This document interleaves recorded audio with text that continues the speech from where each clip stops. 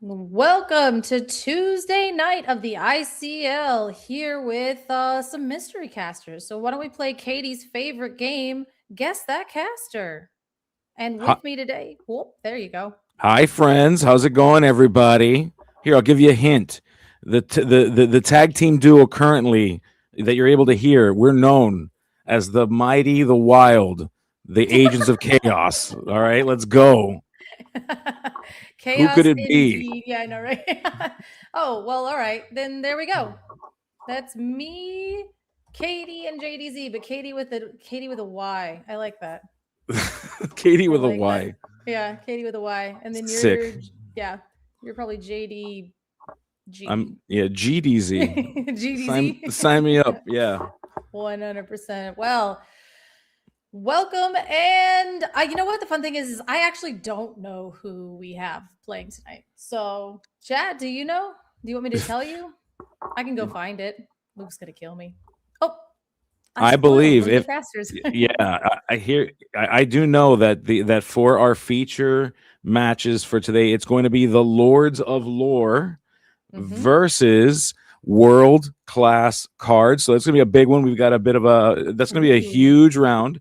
A lot of you are gonna be excited to see that. We're gonna see how that pans out. I'm excited to see it because both of these teams wanting to be successful. Obviously, you don't come to the ICL to lose. You come to win. And Luke, how's it going, bud? Pretty good, pretty good. I was just gonna let you go. You're doing a great job. Figured, all Thanks, right, bud. take it away. I appreciate you. I appreciate all of that. I love how I don't get the green screen background. I look like I'm in the back rooms, and I'm totally down with that. It's like so cool. It's actually kind See, of chill. I didn't know that was a digital green screen behind you all the Really? time. Yeah, Huh. I knew There he was like one kind of time he had had like a one, but piano and stuff. I was like, there ain't no way. I was like, that's well, like I thought he had a regular green screen up and then put a fake Oh. background on it. No, Mm-mm. no, no, no. It's something cool, but my computer decided to do updates. Don't do updates before you have to cast major events, folks. That don't do that. Yeah, that No, Teach your lessons. Don't lesson do learned. that. that's crazy. Yeah, let's not do that. But Lords of Lord. Oh, J Bomb's already in the chat, kind of making some trouble. There we go. All right. That sounds like J So Bomb. You- what a troublemaker that dude is all the time. Always causing problems, dude. Crazy. Biggest So troublemaker in the ICL. Don't so let the we're heated in part get round him. four. We're mhm. gonna watch some. We're gonna be watching some core today, right? Some core constructed. We are out Yep. of the Infinity format. When's the next time we go back to Infinity? Because that was a lot of fun. I got it. Next Last week week. was awesome. In 2 weeks. In 2 weeks, 2 weeks. I thought it was we were I thought we were It's alternating. I'm it's so two bummed. weeks of core followed by a week of ICL up until the release of Vines, and then that also just happened. I don't know who designed the schedule, but they did a great job of making it that the top Happy 16 cut happens right after that, and all of the top 16 cut is Infinity with the format that will be Indie. Ooh. Okay. Interesting. So you got to be good at all of it. All right. I'm a fan. I'm a huge fan of that. I do love that. I do love me some Infinity. It was a lot of fun to watch. Last week I had a good time. I know, Color, you weren't able to do that. I'm sorry you missed out, but So I bummed. had a blast. It was so much fun. Yeah, Yeah, it was. I was so bummed because I was like, moving and packing and being locked out of my apartment and breaking my phone and being at Verizon, and there was just like it was just a week, and you guys are just like, it's Infinity, and I'm like, no, that's my of all things. So, yep. All right. Yeah. yeah. It was a blast. We got to actually see Lords of Lore, even though they're our feature this week. We were able to we had like Garrick playing aggro against like an anti-aggro deck in the two game. Like Garrick got up to like 18, 19, 2 games in a row, but then kind of got under the seed. Kinda. Kind of, sort of. Yeah. Yeah. Yeah. Kind of put all those things under the sea. All right. Well, We Walked had a right into a fat under the sea. That's what you get. oh That's what you get yeah, for being yeah. Garrick. and since we Yeah. finished that Well. early, we were able to jump into another match. But we're just about to start, so I'm gonna hop out of here. I'm gonna let these two fine folks finish off this pre-show, and I'm gonna have to root for Lords of Lore just because Rascal Adams did so amazing last week. I'm just Yeah. going to Oh assume yeah. that he's going to continue playing some spice that is just countering the meta, and he's going to crush. I mean, World's Class Cards has some of the No best players in the pressure. No world. pressure. But, Rascal, he's going to put all of the Lords of Lore on his shoulders, and he's going to carry him over the finish line. I love All it. right. I love it. Well, okay. So wow. So much for more of a pre-show. It looks like we're jumping right into some craziness here. We've got Thomas versus J Shaft. Wow, look at that. Jumping right in there. Both players getting their altar stuff ready to go. It's gonna be fun. I'm Yeah. excited. I can't wait. Shave shaft rocking at least I don't know 2 pixels per second. Is it a full 2? All right, it's starting to clear up there. I'm like, okay. Well, I'm just saying, sometimes the European internet is a little rough. So, all right, but oh gosh, how unrelated is there? I'm like talking about it. I'm like, wait, that's actually super, super late. But I think actually on Luke's end, we just made it look a little less underwater for your casters here. So we don't have to guess what cards they are by echolocation, my favorite game. So Yeah, it looks beautiful, actually. Yeah, I'm loving the internet. So much for the European. Apparently, the European internet is actually pretty solid. We're looking over at Thomas here with this diagonal view of his playmat. You got to love to see that as well. A little bit of psychological warfare. We see not angled straight. That would totally trigger me. But that's why I'm not playing no more. That's why I'm here talking with you, Color. I was gonna say, yeah, I'm already tilted as that mat is. So if you could just straighten that bad boy out. No, I'm just kidding. I mean, hey, my favorite is shout out to the was it the 6 troves and a trench coat masquerading as a camera stand. That is actually my favorite ICL moment this season. So you know what? We're doing what we can. We get out here and we just want to play the game. And sometimes we're not ready to play the game. And sometimes our mat is tilted, but shout out to all these players, especially being in Europe. I mean, It's what is just. it? Is it like how late is it there right now? My goodness. It's got to be somewhat late, but it's I'm just envisioning like Dopey sitting on Sleepy's shoulders wearing a trench coat and Dopey's holding the camera just over the playmat. That's sick. I love that. That's what a visual. Yeah, What a because it visual. was just like it was just a bunch of troves like stacked on top of each other, and then you could kind of see how many. And I was like, that is actually epic. So basically, kind of technical difficulties hurt. They don't hurt, and then we help them get better. It's kind of where I was going with that one, but it's midnight on the dot. My goodness. All right. Well, keep your minds sharp. Never sleep. Never surrender. Yeah, sleep is for the weak. Who needs that? That's crazy. I'd rather be playing Lorcana for hours on end. Who needs to sleep? And what I will share with you, the reason why these fine folks are hanging tight, waiting there, is because, as you all know, we've got a lot of games running of ICL. We want to make sure that we're playing a nice, fair, clean game of Lorcana. All the teams launching as we see J Shaft putting down the dual colors of Amber and Emerald. This is obviously a dog's deck. And over here, we see Adela going into the Inkwell and another lady. So we got the decisive dog into the other dog, and Gabe and I get to it's a dog's mirror, y'all. Let's see what happens. I'm so stoked. So for those who don't know the deep lore, the deep cut, okay, Color and I, we thought for sure we were going to be casting. We had the pleasure of casting at PPG. And we thought for sure the finals was going to be a dog mirror. We did not get a dog mirror, but friends, it has come back. We are here in Color. There's nobody that I would rather spend this time with than you, my friend. This is great. We're gonna get through it as a second Della's Moon Lullaby goes into the Inkwell. Now we do have the Willow into a Bobby, what's going to be able to draw us a card and discard a card. Now in this matchup, we all know that it's extremely skill intensive, and every decision matters. And just kidding, it's who gets to Under the Sea first, and that's probably why we saw those Della Moon Lullabies go into there, because we're anticipating that you don't have characters that you need to subtract by 2 to get hit by Under the Sea. We just got to find it before you do, and off we go. As we see Tramp, that street smart dog, hitting the table. Now, I will say a lot of these builds, whether or not they've learned from what's happened over this weekend, a lot of changes to deck builds I've been seeing. People deciding how many Mowglis, how many Ursulas. Okay, so I think what's going to ultimately decide who makes it out of this thing, to Color's point, it is who gets the Under the Sea first. But if we're willingly choosing to not pack cards like Ursula, we're asking to catch a fat Under the Sea. So the question becomes: Are we teching appropriately? That's going to be, I think, where really the skill comes in. It happens even before these players have put these cards in on the table, is whether they made any changes or they're like, you know what, I'm just going to play the same 60 I played the last couple of weeks. Well, speaking for the meta this weekend and everything else, we saw what was it like 22% dogs in over certain tournaments and things like that. So Yeah. dogs is a fair portion of the meta. So it would be interesting to me if they went ahead and just decided I'm not going to run into dogs in the ICL. How horrible would that be if I had to do that? As a Finnick comes down, now this is a good card because we'll be Yeah. able to bounce that tramp back to your hand, which is a crazy thing to do. But at the same time, it keeps you off of Under the Sea a little bit longer than me. And hopefully we'll be able to, on Thomas's side, shift Lady Sing Under the Sea and keep J Shaft off of the plan. Yeah, that Finnick, I don't want to call it a new inclusion. I guess it's a newish inclusion. It's been around for just a little bit. We saw it at the DLCs, and we're watching as J Chef redeploys that tramp, drawing more cards, filtering more cards, trying to get it to stick because you can't sing Under the Sea without 8 cost worth of characters, my friend. You really cannot. It's hard to do.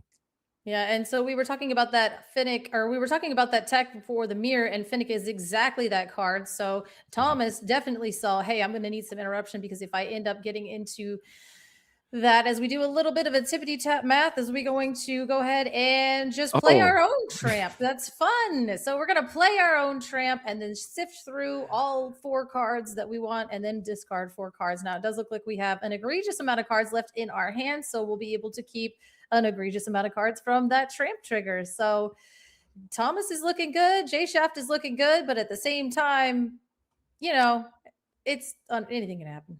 It honestly can. I think thinking about last format to this format and like the power of Tramp, you think about the ability to just filter through your deck now with cards like Willow making Tramp cheaper. You're seeing less cards. You're having to be a little bit more strategic about the cards you're putting on the table because you want to see more cards in order to get to that Under the Sea, in order to get to some of those cards that'll help reduce the strength of characters. Now in this matchup, it doesn't matter as much. They're both playing a teeny tiny little baby characters, little baby babies.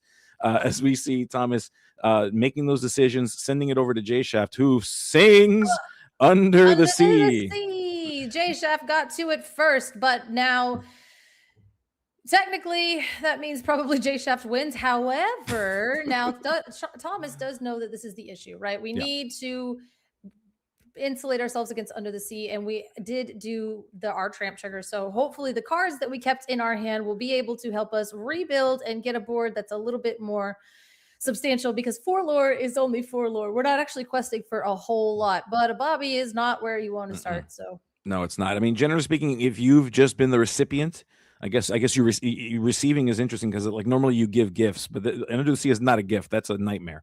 But when you've received the gift of an Under the Sea, you kind of want to follow it up with things like a Nani. You'd rather be playing that Nani to try to keep it above another Under the Sea in order to have characters to sing. You want to be able to play cards like your lady, your 5-cost lady, whatever it takes to just be above that. Now, J Shaft, of course, can still have access to things like Rhino, still has access to things like Delamoon's Lullaby, but you want to make it hard for him. You don't want to make it easy. As J Shaft, speaking of easy, just turn those characters sideways, going on a quest for a lot of lore. We're up to 9, and J Shaft is running away with this thing.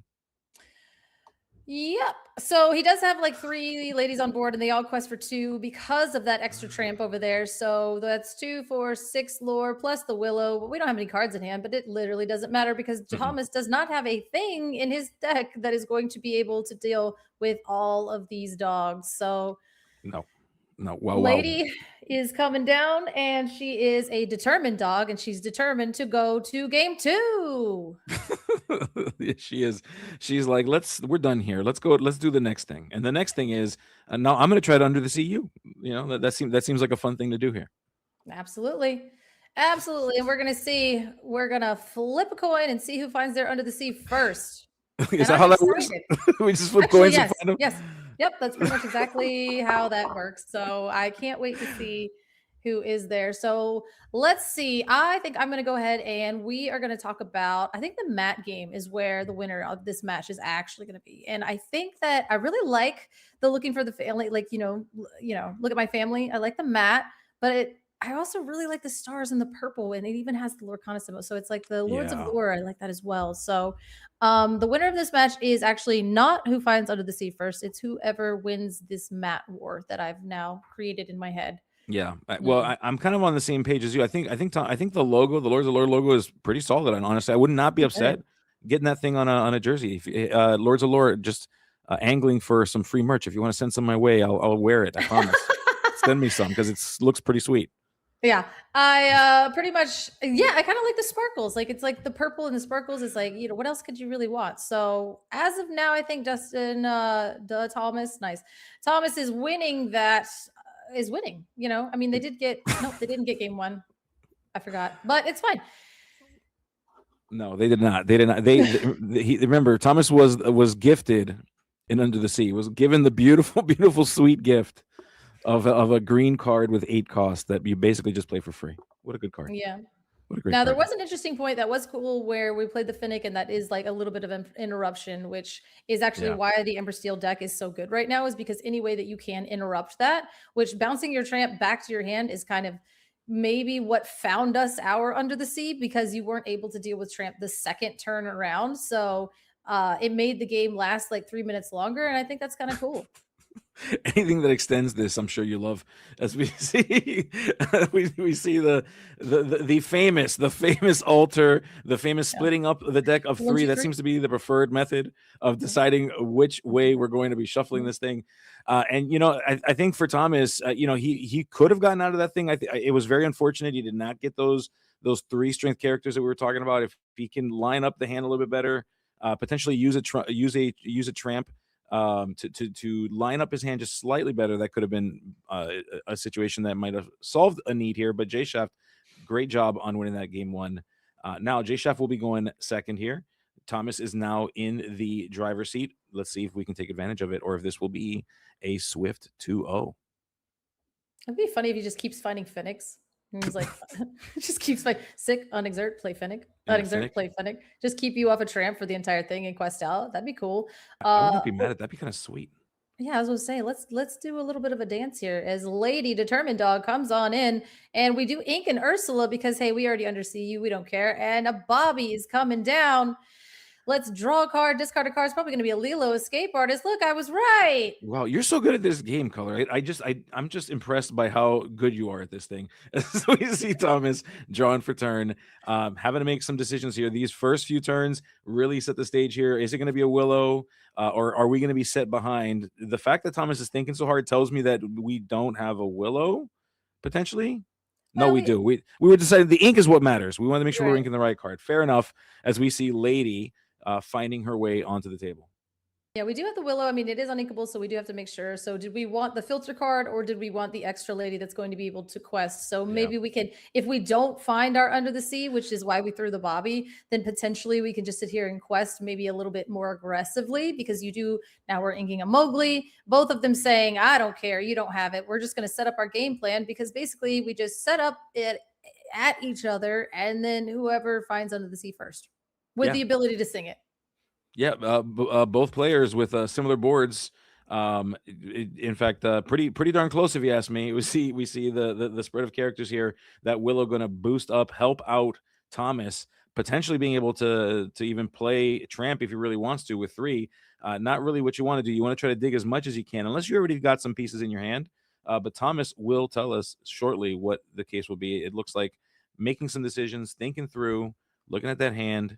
It can be tough because every ink matters. I think of all of the color pairings and of all the decks that exist in this format, one wrong ink in Dogs, I think, more than any other deck will mess you up, as we ink in Inkanani in order to play the Amber Champion. Okay, this is a little bit more fun. We've got a little bit more willpower on there, and then notably it doesn't do anything to their strength, which is actually terrible. But at the same time, it is a Singer 8 when you have at least two, well, it has to be 2 Amber other characters on there. So that will be a Singer 8. So unless Jay Shaft can do anything about that Amber Champion, then we'll just be able to sing it right there with we go ahead and play a Mowgli down, which is a good counter to it. It's actually sniping the Under the Sea. So we were setting up to sing singly by our Mickey, with now leaving a lonely Willow. Man, we inked an Ursula, we inked a Mowgli, and we played a Mowgli. We were just like, nah. No, we had all the disruption that we needed, and I knew it when I saw the ink of that Ursula. I'm like, oh, Jay Shaft is just like overloaded with problems for Thomas here. Thomas having to now figure out how do we get out of this. Having the Under the Sea probably felt good up until about 3 seconds ago, when he lost that little guy. So choosing now to go ahead and deploy. I want to. That looks like that is in fact the street smart dog, the tramp, going through, going to filter the top 4 cards of the deck, and get down to a point here where we might be able to refine that under the sea. If he's lucky enough, could refine it. I would imagine if he did refine that under the sea, it'd be a quick snap grab. But looking through, choosing some pretty heavy hitters there, and we found it, folks. We found the under the sea after having lost it with the Mowgli. It is J Shaft's turn. Thomas telling J Shaft, nanny boo boo, you did it to me, I do it right back to you. Yes, we did. Yep. Yes, okay. I think we also. I believe it sounds like it looks like we've lost color. Color, no, come back, color. I know how much color loves this matchup, misses it, and that's okay. But we are still here. We're hanging out as we take a look here. So J Chef's going to try to fight this one out, playing that Nani. Of course, this is what you want to do here. You don't want to catch another under the sea. You want to make sure that you can keep this game going. I believe we are. Yep, we're sending that Willow to hand, sending the other 3 back to the bottom. Color, welcome back. We missed you, buddy. How's it going? Good. I blacked out. No, I'm just kidding. No, my Oh goodness, yeah. Did you miss that under the sea? Did you catch it? Were you there for it? Oh, we lost her again. She blacked out again, folks. It is. We are. I guess we are underwater here. It is okay. Thomas deploying every character there. We see we see Lilo on the table as well. Sending in the quest, of course. It's time to win this game, Thomas says, and I do that by getting to the magic number 20 as Twitch chat recognizing that we are getting hard trolled by color right now, getting her sent to the Shadow Realm. We miss her. We'll see her in a little bit as Thomas runs all the way to lore to 11 lore. J Shaft is looking like he's going to try to stick it out here, deciding that this game may not be over yet. And there's still lots of games to be played. That first game went so quick. It doesn't hurt to try it out. We do see that Willow coming back in. We see J Shaft going ahead and inking a decisive dog, opting to go ahead and play something that costs 3, which I believe it's a little shaky there. Camera's a little shaky. I do want to say it is the Nani, considering that he's looking at the top 4 cards of his deck. I'm guessing it's got to be a Nani or he's cheating, one or the other. I just keep checking to see if dogs are still on the screen, and they are, so I keep leaving. No, I'm just kidding. So, no, my internet keeps going out, and I have no idea why, and it's flickering. So if I'm here, then I'm here. If not, then what happened? I understand. I get it. I know how you feel. I know exactly how you feel. Sorry about that, but let's see. Oh, we got a bunch of things sideways. That looks good. And then we have a Nani into a Willow into no ability to actually sing under the sea. So we're doing some actual old-fashioned challenging here. Okay, well, hey, I came back just in time for it to be interesting. Except for all right. Yeah, we're actually challenging here. There's no singing of Under the Seas going on, at least not right now. But I mean, Thomas is so far ahead at this point. It's just a matter of deploying more threats to the board, sending them sideways, and ultimately winning this thing. If J Chef can squeeze out, which he potentially could, if Thomas does not do some quick math there, the number of characters on J Chef's board, if you look at the cost, equals 8 right now. That is enough to sing Under the Sea if he's got one. But we do see a Emerald Chromicon joining the fight. Thomas, not to be fooled, is telling that first Nani stage manager, get on out of here, young lady. We're done. Yeah, absolutely. Taking away all the ability to sing anything at all, as we do see that J Chef is just going to go ahead and scoop it on up. And we get a game 3. Look at that. That's so exciting. We're going to get to see 3 Under the Seas in the span of 12 minutes, Color. This is going to be great. Did we get it Under the Sea in this game? We did, yeah. Thomas ripped one. Yep, he got one. Thomas lost it. And then he found it with the tramp. Yeah, he lost it. It once was lost, but now was found. And Under the Sea is where we went. Oh, I was like fooled to think that we did some good old fashioned questing there, challenging and everything else like that. That was the fantasy land that I lived in when my internet was out. But let's go into game 3. Let's see what ends up happening. Now, I mean, it's like, I mean, come on, guys. It's literally like watching paint dry. However, there is like one turn that's pivotal, right? And there's like one turn where something super, super interesting happens. And you're like, okay, well, how did you interrupt that Under the Sea? Did you take it with the Mowgli? Okay, well, you found another one with Tramp. Like, you can't really do much about that, right? But it's about setting up at each other and then how we find it or how we disrupt it. And again, that's like, again, that's just why it's so the least favorite mirror, I think, in Disney Lorcana history. I feel like if we were just basically, if we wanted to take a vote, I feel like that's what people would say. I actually like a dog's mirror. If I'm being honest with you, I think it's my favorite. I love it. I love it a lot. I That's like like, why? I like throwing Mowgli's at people. I say, "Here's Mowgli. Mhm, Here's Ursula." It's mhm, my favorite. No, I'm just mhm. kidding. I'm just kidding. And then they and I was I'm like, and then they just top deck it the second turn after you yeah. Mowgli them 6 times in a row. It Well, it's turns an out illegal when you deck, play but Tramp and you draw 6 cards and you have 4 of them in your deck, you find one. It's crazy how that works sometimes, you know? yeah, that's what I was saying. I was like, I mean, again, like there is like a turn that's interesting, right? And like you said, like, did Yeah. you keep your Mowgli's? Did you have to ink it? Whatever. Like it is basically you're setting up, and then you get to a point, and there's a pivot, one turn that matters where you have a teeny bit of agency, and then everything falls apart from there, and you might as well just scoop, right? So,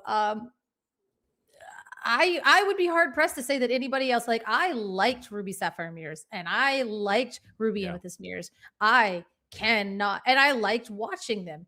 And I know, and like even the Blurple mirror, like I joke, but like there is a lot there in that mid game that I find very, very interesting and I do enjoy. And like, I'll meme about it because it's funny, but like this is to the point where you're like, is there anybody that enjoys this? I was like, there's 85 of you right now. I need somebody. I need to take a vote. Yeah. And Who? I got to give a huge shout out, by the way. There's a name there's a name for the people who appreciate watching Gabe's, by the way. I don't know if you've seen this. I saw it on PPG and I'm seeing it in the chat now. A huge shout out to the Gabe Babes. I love it. That's like I gotta do a huge shout out to the Gabe Babes. That's now twice I've seen that over the course of the week. I am all about that. If you are a Gabe Babe, let me know in the chat. I am so here for it. I love to see it. My goodness, you ridiculous. But we are going to ink the Della's Moon Lullaby and we're going to play a Bobby. Probably, I don't know, going to go look for maybe the Undersea, maybe the Tramp. The Tramp will get us the Undersea, but we are going to discard the Lilo Escape Artist, which is actually the perfect combo for that. What's a game, babe? I don't know. Color. Oh no, there's factions in the chat. What have you done? Listen, the Color Army and the Gabe Babes are friends. It is okay. We are cool. Okay, We are cool. right. As we see Grandmother Willow, the wisest tree of them all, finds her way, letting J Chef play a free Bobby Zimmerowski because we do love a little bit of cheese spray. How much cheese spray have you eaten in your life, Color? Literally, like just none. Actually, I've eaten a What? lot. Okay, I know. Okay, no, I'm not above it. I'm just saying it hasn't happened. I've actually had like 7-Eleven like hot dogs with the cheese or whatever, like a lot. So it's not like I'm above a embalmed type of cheese. As we see a Willow come down and a free lady family dog, which we know we might be able to shift staying under the sea with that lady, unless J Shaft has a Finnick of something like that of their own. What if it just has like a Mother's Knows Best in here, like an actual Mad Mini? Oh yeah, just a complete. I would go off if we're playing stuff like that. If we're playing Mother Knows Best, I'd be so stoked right now. Like that would be so awesome. Yeah, like that's the only thing I want is like I want this mirror. I want the dog's mirror to start like cannibalizing itself at this point because like 22% of this meta share is actually quite high. So you're like, okay, Yeah. I'm gonna play a dog's mirror. So put Finnick in it. That's inkable. I don't want that. I want y'all out here doing stuff to make your deck actually terrible against the rest of the field. As we see a Tramp comes down. Did he find it? Well, it doesn't matter. Well, it wasn't free. I can't even tell if it's. It never is. It's never free. Nothing's free. Nothing's free in life. You know, everything takes. I mean, Tramp is free. Willow makes things free all the time. This game loves to give you free things, It and yeah. it's all broken. Yeah, it really does. It really does. It's not my phone. It might be somebody's in my house, and I apologize for those that can hear it. You're gonna have to live with that for just a little bit. My apologies. Oh, so we do goodness throw a Mowgli gracious. down, and we did hit the Under the Sea. So J Shaft setting up did keep the Under the Sea off the Tramp, but they got Mowgli'd. Let's see if it matters. Does it matter? That's everyone's favorite question right now. Does it matter? Let's find out. And it looks like we bring that Lilo back. Doesn't matter. Are we gonna send them away? Oh, we're going on a quest now because we were like, hey, if you have it, then I'm cooked. but because we have the ability to shift the lady on the other side. So if we actually just have it in hand, then you'll be able to get rid of all this stuff. So we might as well just like tramp again, I guess, see if we can find it because we do have the tramp. Okay, that's actually really good. So we put the Lilo out to give us a reduction from the tramp and then go and dig us another card deeper to see if we can find it with our tramp and at least our Bobby that'll do some singing. And then we can take Lady and Willow on a quest. I think that would be really, really good. Yeah, Really I think good. good would be understatement of the year here. Both players sitting at 0, trying to figure out what it is that they need to do to angle their way out. Jay Shaft, it looks like performing some kind of teleportation magic with his internet connection right now, but moving at a rate here that okay, we're organizing cards. That's important. We want to make sure our cards are nice and neat. That's very important. 4 frames per second will do that to you. As I think we have Tramp, Bobby, doesn't matter, going on a quest, singing it. Yep. Who knows? Yep, we're going on a quest because we see the writing on the wall. We couldn't find another C off of that second Tramp. So we're just going to go ahead and full send it. Just kidding. That Willow's still active. So we're just going to go ahead and take everything else on a quest, get as much lore as we can, which is literally only 5. So if Thomas has Under the Sea, it's going to be painful. We'll take a Bobby here to get one more look off of the free Willow. Go ahead, discard a card. Does Thomas not have it? Does Thomas not have it? Can't afford it right now. 2, 3, 4, 5. Yeah, so 6. If he has it, he'd have to shift the lady. So we are just going to go ahead and play a Nani. Go ahead and look at the top 2 cards, 4 cards of our deck, and one of them is probably going to be Under the Sea. You'll go ahead and shift that sucker right to the bottom, but we'll keep a Mowgli, and that'll help us keep you off your Under the Sea. So if I can't find mine, how am I going to keep you away from yours? And the Mowgli is how we're going to do it. But we don't have any more ink to play with. We already used our Willow trigger for the Bobby, so we just got to keep that in our hand and hope that the one card in your hand, just kidding, it's in the ink. Well, we don't care about it. And then we're going to go ahead and are we worried? Are we worried about it? I mean, I think we have to be, right? I think we got to be. Do we got to be worried about it? I mean, I'd got to be worried about it. As we say, go, J Shaft looking to draw something magical here, something that will send all of these characters to the bottom of the ocean. We bring back the Lilo. We're going to continue to put pressure on the board. That Lilo, of course, not completely free, but it was a half off Lilo, thanks to that grandmother Willow. Drawn a card. The question becomes, what you got? What you got, J Chef? Show it to us. Does he have it? My favorite game in Disney Lorcana. Yeah. The best part of the strategy that happens in sometimes like this is, hey, do they have it? If they don't have it, I might win. If they have it, then I lost 3 turns ago. But I mean, we do see the J Chef's board is pretty substantial here. We do have 2 Tramp 7s and 2 Lilos and everything else. Like, so as far as the race goes, we're doing pretty well, except for if Thomas is able to find that Under the Sea. So again, that's kind of why this is like, oh, this person looks like they're winning, and then oh, that person looks like they're winning. Just kidding, Under the Sea.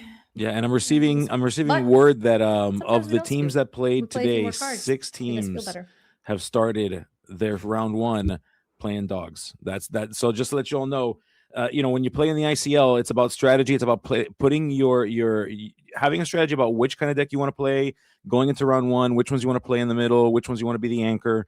So all that falls into play here. So 6 teams in the ICL have decided to start dogs in one way or the other going into their first round. So that kind of indicative of that. It'd be interesting to see how maybe throwing in a Amber Steel strategy somewhere might mess that up, or making some of these choices could shift that away. We do see that the Emerald Sapphire over the weekend, of course, making a big showing for itself. We saw at PPG Amber Steel doing very well. It faced down every dog, and it was basically the dog pound and took them all down. So there are strategies out there, folks, that we can use to defeat them. There are, and I want to see everybody do it. Yeah, it is really unfortunate that, Thomas and J Chef basically ran into each other here. You can't have the same deck ink colors. So we won't be seeing dogs again tonight on the ICL unless we go to a side match. But again, these 2 teams, World Class Cards and Lords of Lore, will not have dogs in the rest of their lineup. And it's just kind of crazy that they were like, hey, let's go ahead and end up facing each other as... but the thing is like, I think a lot of times too, people employ, that's another like meta, like as an ICL meta game is like, some people are like, oh, we'll do our aggressive deck first, just in case we win the die roll. And then afterwards, I hopefully like I'll win, and then if I win, the next person will be on the draw. So this is the best on the draw deck. So I'm interested to see if maybe it'll be an Amber Steel meter after this, because that would just be hilarious. At least there's a little bit more to it, but. Yeah, I've also seen some strategies of making it the last one as well, because if you end up losing game 2, that means you're going to go first game 3, and so often sometimes they'll preload that aggro deck on the back half to try to sneak one out if possible. So we'll see that sometimes too. So it's interesting, getting a chance to play in the ICL. That we always talk about the game within the game, the tournaments. What do you bring? What meta are we looking for? What placement does everybody go in? It's a lot of fun. Lady, we see Lady shifting in, so we're going to bring in some characters. I will say though, I mean, to be fair, we at least have not just had a bunch of Under the Seas being deployed against each other. They've been forced to like kind of play through this game, and actually like engage with each other. Players have to play the game. They've actually had to play, which is cool. We do love to see that. Yeah, actually doing some challenging here, which is like not really where you want to be, because again, J Shaft is at 15 with an egregious amount of lore, and Thomas doesn't seem to be able to find the Under the Sea, so we had to do some challenging in. Maybe we can stave you off for a turn, but it doesn't seem like it, with Tramp being a 2-6 and everything else also having lore on it as well. So yeah, it looks like we're probably just going to go ahead and pass and scoop it up. Yep, there we go. All right. All right. Yeah. So we are sending it. The J Shaft with the win. So round 1 victory goes to World Class Cards. It is the first round, but it is not the end of this night. Lords of Lore can still pick this up. They will have to fight back. They will have to claw back and steal a victory somewhere here. Can they do it? What do you think, Color? Do you think Lords of Lore are going to be able to claw this back, or does World Class Cards have this thing locked up tight? I think Luke owes us a backup match. That's what I think. We are being assured. As a treat for you, me, the chat, and everybody else. I think we are owned a. Oh my gosh. Yeah. Let's make dog mirrors never memes. Oh my God. What is it? The dog's mirror is when you think you charged your phone overnight, but it wasn't plugged in all the way. Yeah, I like that one. Yeah. Dog's mirror never reround their VHS before returning to Blockbuster.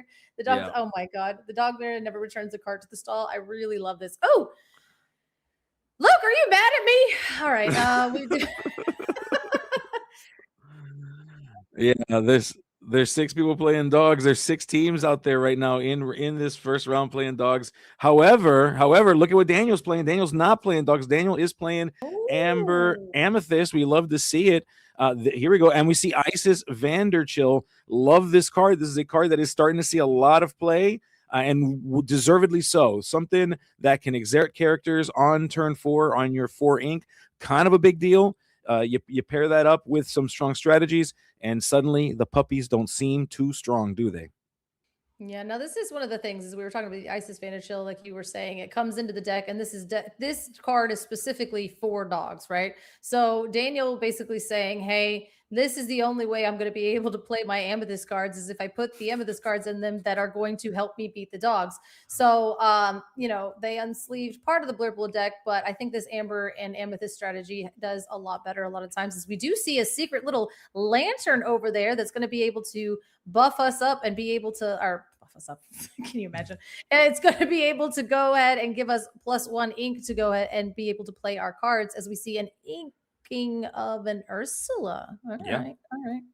Yeah, I mean, and that's really where you want to be at against the dogs deck. You want to keep them 1 turn behind a Tramp if they're constantly chasing it. I do want to point out though, Royce playing Stitch.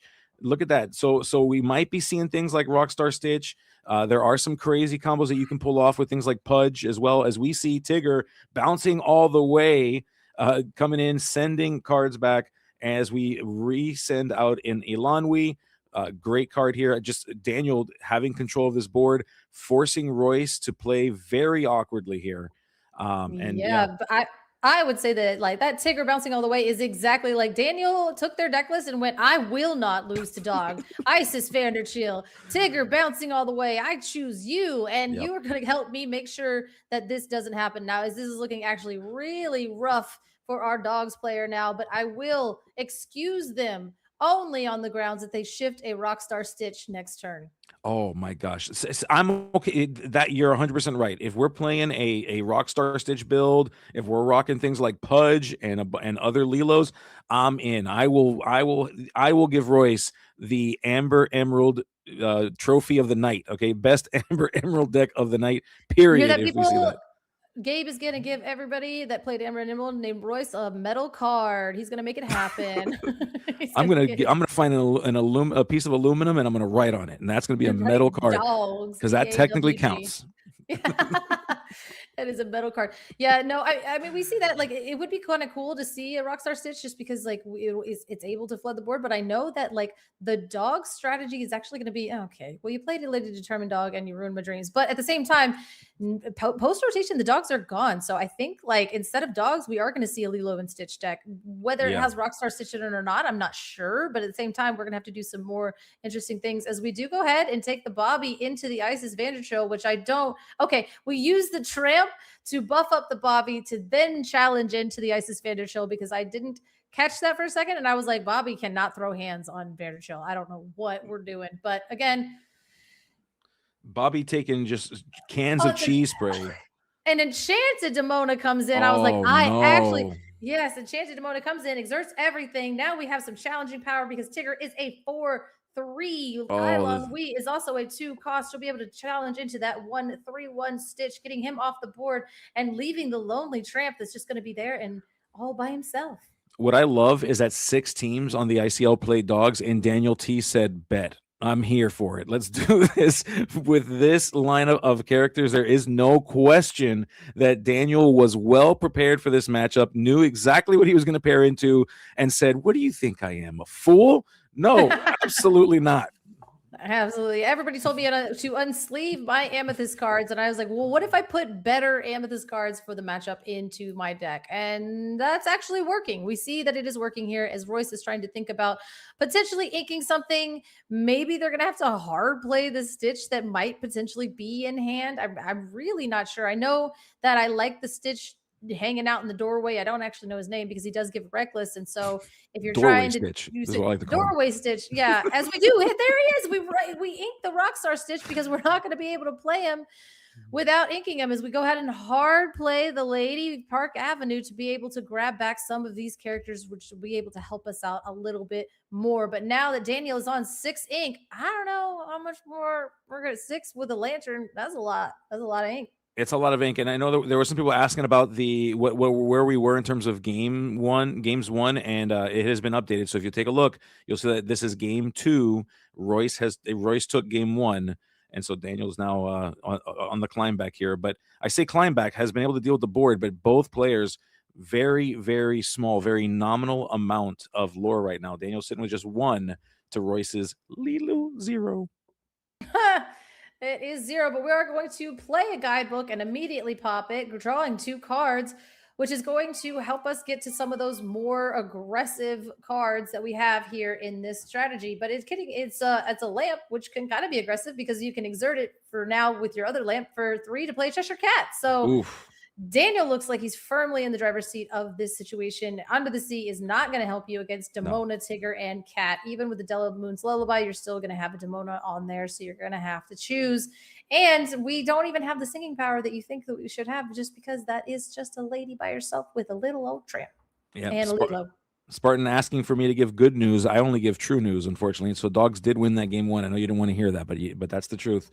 But don't worry, folks. If you're rooting for Daniel, Daniel's got 2 more games to turn this around. We see Lilo the Escape Artist. We see Bobby Zimmerowski. We see cards, and we see Royce doing things as we pass it back over to Daniel. I believe. No, we're not. We're still working. We're still working. We're still doing stuff, folks. Yeah, I saw some people in the chat saying that Royce always gets unlucky. I don't know about Royce's career here in Disney Lorcana, but I don't think that this is has anything to do with luck, considering Daniel built their deck specifically to chew up Royce's deck. So I think as opposed to luck, the way that the decks seem to be constructed, it's actually targeting dogs heavily. So Royce throwing in a Grandmother Willow to get a free Bobby, or just kidding, free Tramp to go ahead and buff up their other one and take out that Demona, kind of equalizing the board just a little bit here. So this actually looks pretty good here for Royce. But again, going back to that little topic of luck, I don't know if it's luck when the deck you're playing against said you specifically. Right. I'm here for you and only Yeah, you. exactly. Let's Yeah. dance. Let's go. Now, Royce is mounting a bit of a comeback here. We do see we've got 5 characters on board, but being forced into a situation to send characters in to trade, had to trade that lady into the Tigger there, leaving the Cheshire Cat. So, of course, Royce has characters on the board right now. Not just one shy being able to sing and Under the Sea, but again, doesn't matter as much because Cheshire Cat is outside that 3. But if we have cards like Rhino, or if we have a card, as we see Hades making a Look deal, find his way to Looking the for table. a deal, and he's iconic at that. My goodness, Daniel flexing in the highest capacities. We go ahead and throw that targeting, probably something that probably will go. Oh, we are going to go ahead and put the Lilo on the bottom of the deck. I don't know how many cards Daniel has in hand. It doesn't really look like a ton, but at the same time, we're going to go ahead and ink it and play an enchanted Dumbo as well. My goodness, questing for 1 with the Cheshire Cat. What a beautiful deck. This is fantastic. This is crazy. Look at those cards. This is insanely valuable. These beautiful, beautiful art cards. You love to see it. Royce shivering in his boots, but saying, you know what, though? That's great art. I appreciate that. I mean, yeah, you can't be mad at a flex like that. You're like, okay, well, you just played like my rent's worth of cards on the other side of your deck, but that's okay. As we see a Daisy Donald's date coming on down, and we will go ahead and pass the turn and seeing what other beautiful, terrifying cards that Daniel has in his deck as he goes ahead and exerts the Dumbo to gain 1, draw 1, pay 1, gain 1, do some other stuff. What are we doing? Oh, yeah, we popped a guidebook. Okay, I was like, get out of there. Yeah, speaking of get out of there, Mowgli going to take a look at the hand and see if we can get rid of something. It is, in fact, in Under the Sea that was in Royce's hand that is going to go find its way into its discard pile. So from Under the Sea to over there, no longer will Royce be able to even think about deploying that. Daniel now with board presence in control. Royce recognizing that and saying, you know what, dude? Let's maybe try to win this game in 4 turns, because that's what I'm gonna try to do to you now. Yeah, absolutely. I mean, he did take game 1, so he has that advantage of being on the play. And I love that Ink Pasta says losing die rolls, winning games. So we will see if that is actually going to work out here, as Daniel will be on the draw. Hopefully that doesn't mean that they'll be a little bit too late for some of the more aggressive cards and some of the tech that they have in here for dogs. Now, yeah, I'd be interested to see this list now. If it is just the Tiggers and the Isis Vanderchills that are in there that are specifically for dogs, or if there's like a myriad of other things, making sure, because I know that this Amber and Amethyst deck has a lot of game into pretty much most decks, and its worst matchup, I think, is usually dogs. So if you go ahead and bring this deck and just don't tech it to where you just auto lose to your worst matchup, while it's also now 22% of the meta, I think that's basically that's a throw. So, shout out to Daniel for pairing into his worst matchup and making sure that he has an advantage here. And let's see if Royce can go ahead and get that Stitch and everything, which is just going to completely overwhelm Daniel's deck. And it won't even matter that you've teched for it, because now Rockstar Stitch has flooded the board and kept moving. So I'm interested to see who takes this now in game 3. Yeah, me too. And you have to hope, if you're Daniel, you're probably hoping that you can get a Willow to try to play those cards out a little bit earlier, since you are behind on ink, meaning that, he's going to be, since Daniel's going to be on the draw here. We do see we're going to ink that Horseman Strikes. Of course, evasive is not the name of the game with the dogs deck, so it doesn't matter as much as we go ahead and we play that Royal Guard. Absolutely. And that Stitch does give Reckless. Now, I think that the Royal Guard wants to be challenging as much as possible, so I don't think you mind having it Reckless, but it is a shift target for that Rockstar Stitch. And you, me, and everybody else love to see that card pop off, no matter if there's dogs in the deck or not. So let's see if we can get up to that ink total and make it happen. Yeah, certainly. I'm excited to see it. I've played a variant of this. I played a variant of Amber Emerald that ran the Stitch lines at the very beginning of the format, testing it out. It's a lot of fun. You start throwing out Pudges, you start throwing out Lilos. Like It's boom, boom, crazy. It's nuts. You're like, I'll play a free card and I'll draw a card. As we see a lantern get established here on turn 2, we Yeah. do exert it immediately to go ahead and play an Eidolon Weave, which is basically our Amber Basil, but at the same time, she's also the Princess of Lear. So She is, and a great inclusion in this deck. Love the support here. We're gonna see now if we can use this lantern to our effects. So next turn we're gonna go to 3, which means we are in Isis Vanderchill territory. We are in the Tigger territory. So Daniel able to do that now because of that lantern. Royce has to be thinking about, what do I put down here? Is it going to get bounced? Is it going to be dealt with Isis and a Royal Guard? So many things here. This is where this game can go really wrong for Royce, as we see the tramp finding its way onto the table. yeah, I think we're just trying to go wide here, being able to utilize our cards. We do see a tramp going into the inkwell, and Daniel, see, this is going to be our 4 ink turn. So it basically, whatever we do here is going to decide the rest of the game. So normally you would want to establish a genie, but that's a Bagheera going in there. He's got some hands. That's a 4/4. As we go ahead, exert it, and what are we going to have? Is it going to be Tigger? Is it going to be Isis? Is it going to be Genie? Probably not a Genie. That'd be terrible. But it is a Tigger bouncing all the way, going ahead and bouncing back. I would assume you can't hit that Stitch, right? He's a 2/1 or is he a 3/1? I think he's a 2/1. I want to say he's a 2. I believe he's a 2. If he's a 2/1, I'm hitting that Stitch 9 times out of 10, and I guess he is because he's right back into the hand. Yep, he is. That Stitch will go away. It will slow down the ability for Royce to shift on top of that with that Rockstar Stitch, which would have put Royce into under the sea territory. But now Royce is going to have to figure that out. It also slows down the math for Tramp. So all of these things here, putting Royce on the back foot. This format now, with the inclusion of Grandmother Willow, has made it where Tramp can be played a turn earlier than it was last set. Can't do that here. We keep getting characters sent back to our hand.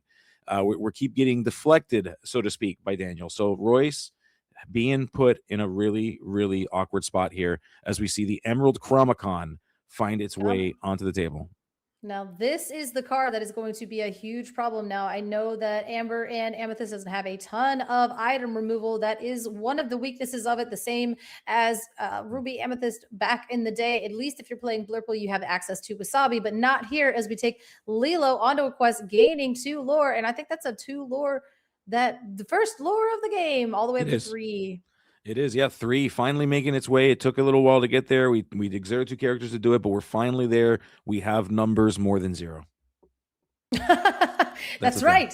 3 is more than 0. As we ink a guidebook, and we're going to take everything on a quest here because I think we're just going to race. We don't even care about that Chromicon, at least for right now. Now, what Daniel does have available to them is potentially a board wipe. And we actually just going to play a library. We're going to put things onto the library. We're going to challenge in getting rid of your Lilo, being able to draw a card off of that library trigger, and also taking away some of your challenging power.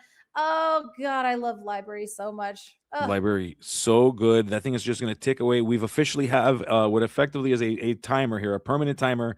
We are so far away from winning this game. Daniel saying, yeah, look, you got Chromicon, I got a library. You're going to have to figure this out. We did go ahead and bounce that Tigger. Now, that's an interesting choice there. That means that we'll be able to do that again next turn if we don't have something even better to play going into this next turn. Royce needing to figure this out because this could go south for him right now if he's not careful.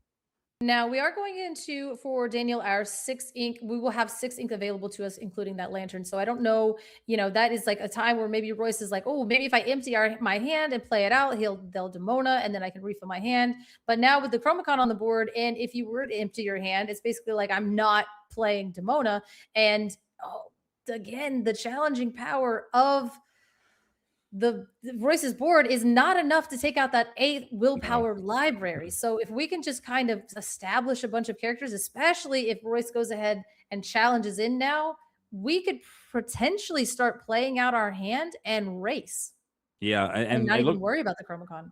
And it looks like that's what it looks like Royce is banking on, choosing to get rid of that character before it becomes another visitor of the library, and then saying, well, I'm going to go ahead and just race. So now that I've got you down to no board, all you've got is this library that's taking down time.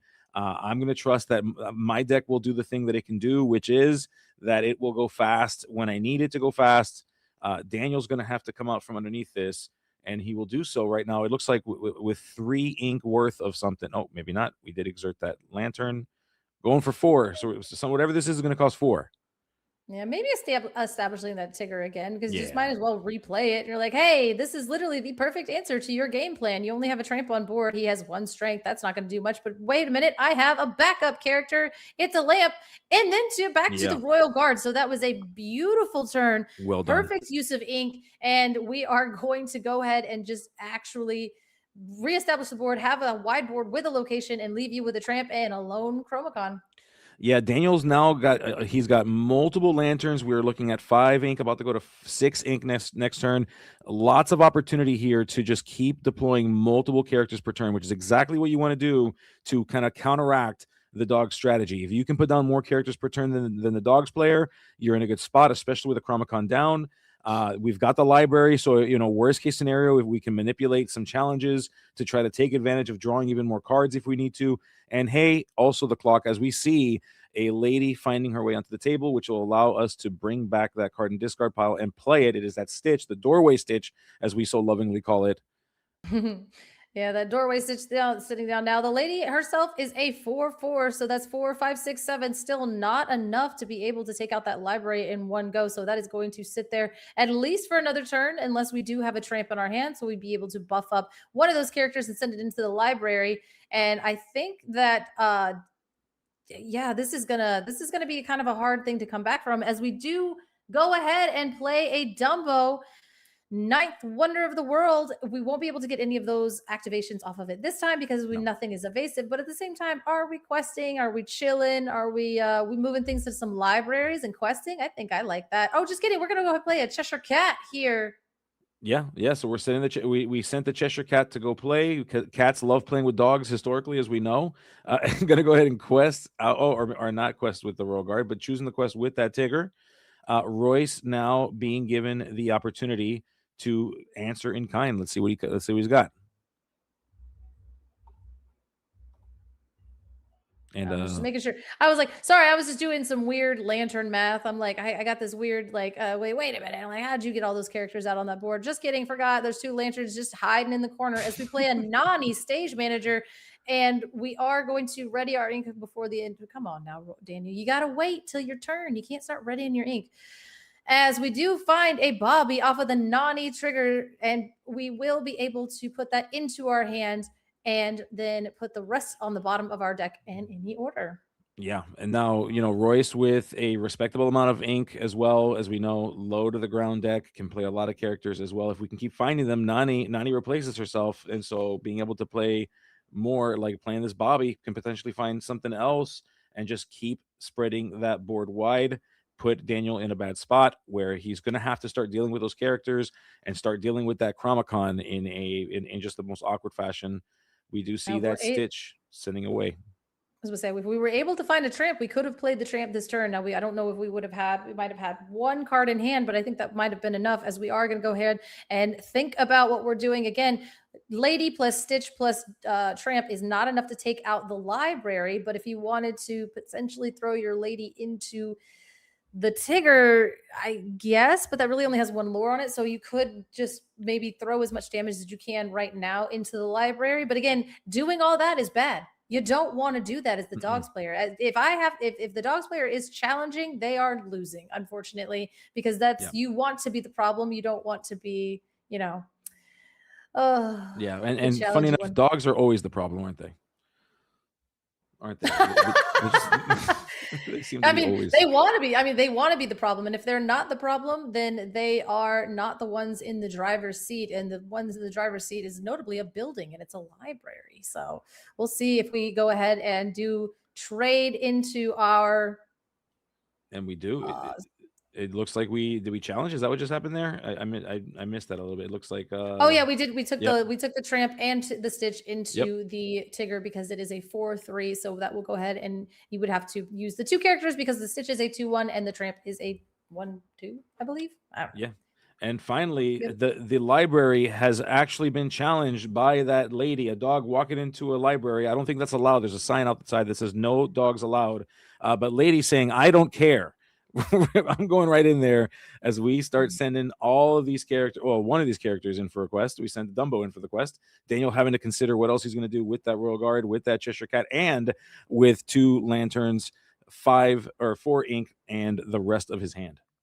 Yeah, we did use that ability, I do believe, off the Dumbo. So we did pay the one to draw a card and see if Yep. we can do anything, which incidentally, that does buff up the Royal Guard. So it does get buffed up for the 1 card draw for turn. It does get buffed up for the 1 card drawn for Dumbo. So now it is sitting at a 3 strength stat line as we play an Elsa Fifth Spirit coming on in, going to go ahead and exert that Nani. Now we do have the Emerald Chromacon on the board, so we do have to make sure that we pay attention to how this is all working as we do go ahead and move the Royal Guard over to that library. And it does have enough strength to take out the Nani. We will get a Chromatron trigger, but we will also get to draw a card because that's what library does. It does, yeah. And of course, Daniel opting to not exert that Elsa, telling Royce, I dare you to bounce this thing, choosing instead to send the Dumbo back to Daniel's hand. I mean, the reality is that all these characters, you don't want to give them back to Daniel. You're just doing it to slow down the clock. But Daniel putting down these characters, playing an Ilanwi with the remaining ink that he had, and then still with a respectable number of characters, still with a library, but that dog that already challenged one time might go back in there and eat up another book. I guess we'll find out. Yeah, definitely too. I mean, we are 8-4 here, but again, Royce is behind on board and they are behind in lore, which is not where you want to be. Now, the lady can go ahead and finish off the library because 4 + 4 = 8. But the problem is you leave the lady exposed to the Elsa, which will be able to have Isla will be able to quest, give Elsa 4 strength, and then buff up and challenge into the lady doing 4 damage. And now something that Daniel does have access to in their deck. I don't know if they need to put it in here because Amethyst already has a ton of draw, but we do have access to Cheshire Cat. We have access to Belle and Amethyst, but also because of the Amber, we do have Ohana Means Family. So if Daniel gets to draw 4 cards off of challenging into lady, I'll what is like the opposite of crash out? Is there like a term for like the opposite of crashing out? I'm sure there is, but I'm not young enough to know it. That's the problem. You know, I'm just too old to know that. Let's chat. We need your help. What's the opposite of crashing out? Celebrating. Okay, well that was like wow. Actually, I need you to try a little bit harder in the chat. Yeah, I was like, that's it. Oh, okay. You guys are really upset about that phrasing. Oh, take it down a notch. As we do we're able to play the Lady Park Avenue. Awesome. This is actually amazing. Play the Lady Park Avenue to get back the tramp, then buff up the Bobby, which would take out the library. And we're just gonna go on a Nope, we're still challenging. It looks like we still challenged. Interesting. Yeah. No, I think I would have done that the other way around. I think I would have sent the Bobby, but we do get to keep the Bobby because we sent it into the library because it was buffed up by everything. So it does finish off the library. And then we did take it into the Cheshire Cat. So this way we kept more characters, but at the same time, I kind of wanted a healthy lady with no damage for this Cheshire Cat. Wait, we just took the Cheshire Cat. All right, I'm silly. As we see Iago, the spectral parrot finding its way. Yes, of course, the lady finally dealt with the library. We got 2 ladies on the dance floor. One of them went into the library and beat it up with a challenge. But Royce respecting Daniel's board there for a bit. But is this the turnaround? Is Royce going to be able to turn this around? I guess we're going to find out here in just a moment. I mean, it's looking pretty good for Royce. Him having the Lady Park Avenues, the Bobbies, the Tramps, and the Chromacon is like you're now starting to present more answers than Daniel can really do anything about because we are getting these later turns. Now we do have an Iago Spectral Parrot that came down and it will be able to challenge in and hold some damage. Now we do, but Royce does have Della's Moon Lullaby in their wheelhouse potentially. Yeah. Maybe not, and maybe we saw it. I don't know, but that will be able to target the Iago and then vanish. That ability will now make that 4/6 gone. So we'll start out with a Willow, which is going to give us a cost reduction. So we'll be able to do some fancy things potentially with that last card in hand. But instead, we are going to go ahead and challenge in getting rid of that Ilonwi, which was going to be kind of a significant problem going forward. It was, yeah. And Royce, of course, identifying that it is time to move forward and advance the strategy of getting to 20 to finish this story, sending the quest all the way out there, which puts Royce right at tied with Daniel, 10-10 right now. Yeah, and this board is looking very, very wide, which is going to be a huge problem. But we're actually just going to use the Iago to, oh goodness, 1, 2, How much ink do we have? Okay. So as I would say, we're just questing at this point and saying, hey, we're probably gonna race for some reason. I don't know. I'm excited to see what we're gonna do. We're using that dumb ability. We're gonna go ahead and play another lantern to exert it for 3 to play the Cheshire Cat. We have 2 ink left over. We'll be able to move some damage around. We can move the damage from the tramp onto the lady, get rid of 2 lore off of Royce's board, and quest out. This is such a cool turn. It really is. Yeah, it is going to give Royce the ability to take a character off of Daniel's board, to try to slow him down even more here. Okay, we are opting to do that boost, which it feels like the right thing here. Making that move. Oh, thinking about making the move to send that lady right off of the table. Only one lady now left on the table. See the tramp. I mean, I guess it doesn't matter. I mean, it might actually matter. The tramp should have had 2 damage on it because it challenged into an Isle on Wii. So, and you can move up to 2 damage. So you could have just left that damage onto the tramp. So that actually kind of matters. Okay. So yeah. Um, we will call that out, and hopefully they'll be able to solve it if it's not too late, if the judges are able to deal with that. Yeah, we should have. I mean, it depends. The tramp had 2 damage on it, so then Daniel should have been had the ability to either take 1 or 2 damage off of it, and ain't nobody wants to full heal. But we do see that we do get a Chromacon trigger, so we went ahead and put that Dumbo right back into our hand. Yes, that is the tramp.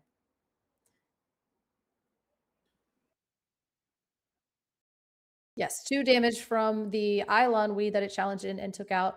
And then he moved damage with the cat. Now he had a choice to move 1 or 2 damage with the cat. So if he chose to remove 2 damage with the cat, then yeah, that's fine. Yeah. Yeah, and that's totally up to him to choose to do that. But right, we want to make sure that was a choice and not a forced decision, because the appearance of only 1 damage.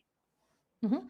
All right, so we do see the so Royce is going to get a chance to go now. We've got so the both boards kind of in a state now where anyone can flip this thing in their favor.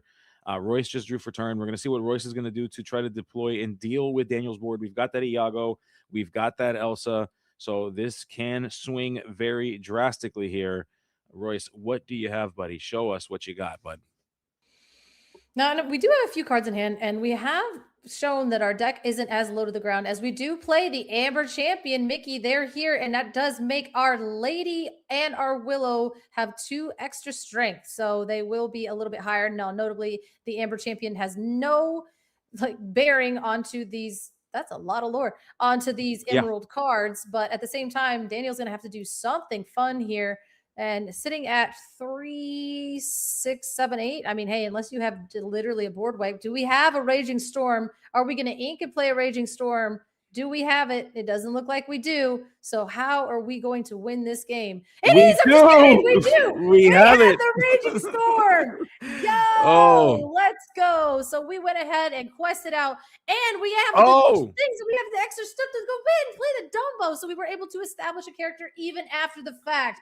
Let's go. This game just got flipped on its head, Color. This is crazy. We have that Dumbo. We're going to be able to draw more cards. Royce taking a look now at that discard pile saying, man, oh man, boy, do I miss all these characters that used to be on my table. But hey, I got a way to bring some of them back. I miss some of these friends, but some of these friends are coming back. We're going to go ahead and pay the full retail price of this lady in order to bring back 2 characters that cost 2 or less. Yeah, that is a great thing to go ahead and follow up after a board wipe. Is a character that is going to go ahead and pull something out of 2 things out of the discard for you. But that's a hilarious way to get around a Chromacon trigger. Basically, if I take out all my stuff with your stuff, you ain't bouncing anything because I don't have anything. But then the lanterns really made that a great play in terms of that. But we are refilling. We got our 2 bobbies back from our lady, and we're able to draw and discard and draw and discard, hopefully being able to just continue to put on the pressure. Now, this is 16, 17, 18, 19, 20. This is exactly game on board. So we're going to have to see something amazing out of Daniel as they go ahead and use that Dumbo ability to pay 1, gain 1, and draw a card. Yeah, and the fact that we're not turning 8 more over tells me that it's not another Raging Storm. Instead, what we have is Tigger bouncing all the way, so that will slow down the clock. We're going to play an Iago to try to deal with anything that does decide to turn sideways here. But Daniel trying to play a little bit on the back foot. It might be too little too late. We will see here that lady last turn with those two bobbies, though, that was kind of a big deal. I think that might have swung this here and forcing Daniel into a really, really weird spot.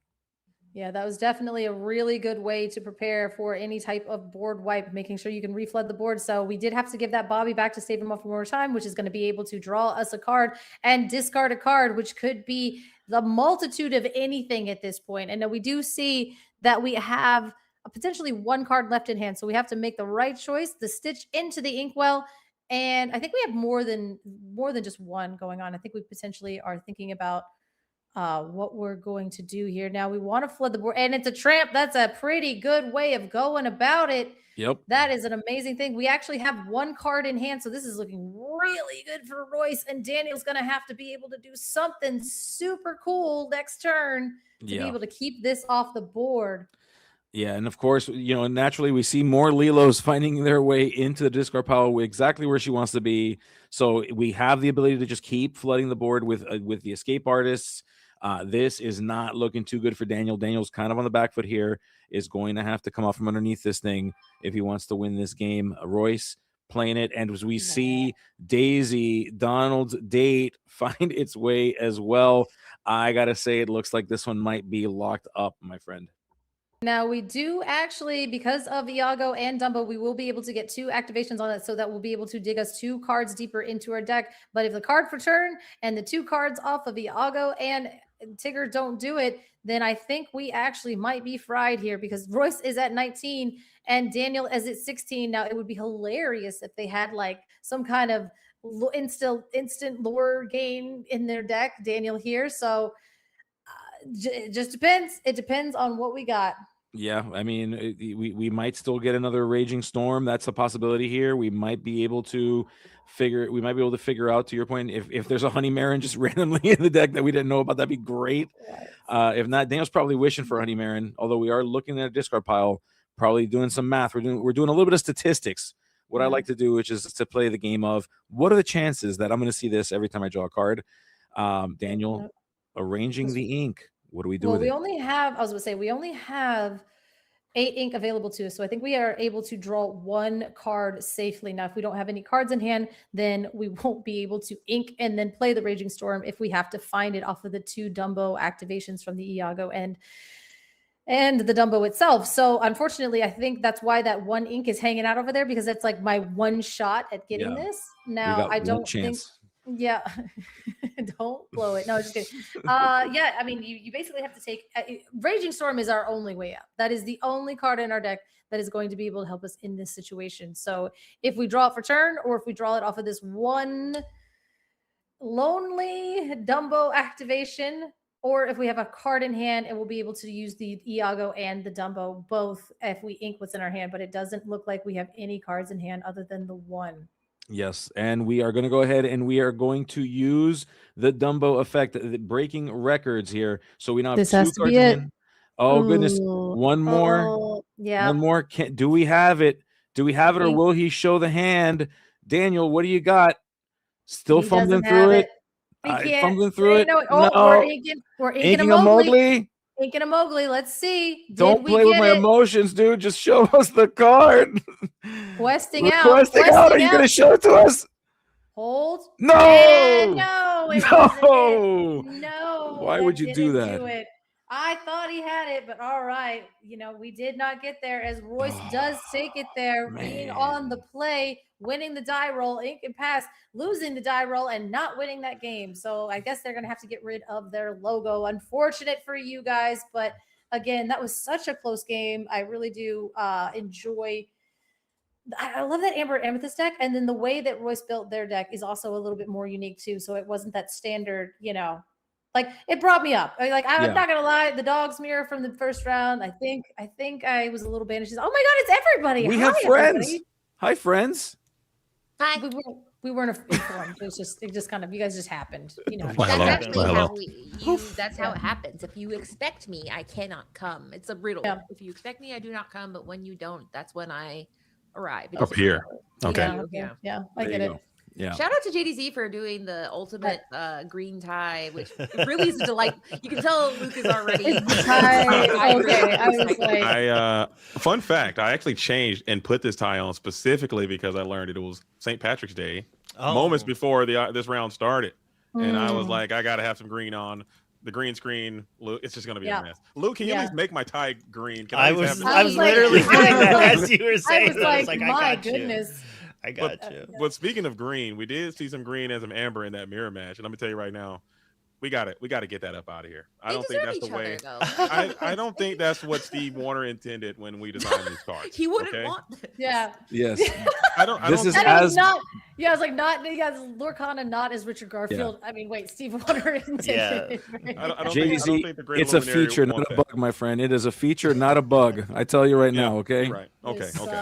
I'll accept that. But it was still a great match. I like to watch it. I mean, it is volatile. It's basically Russian roulette.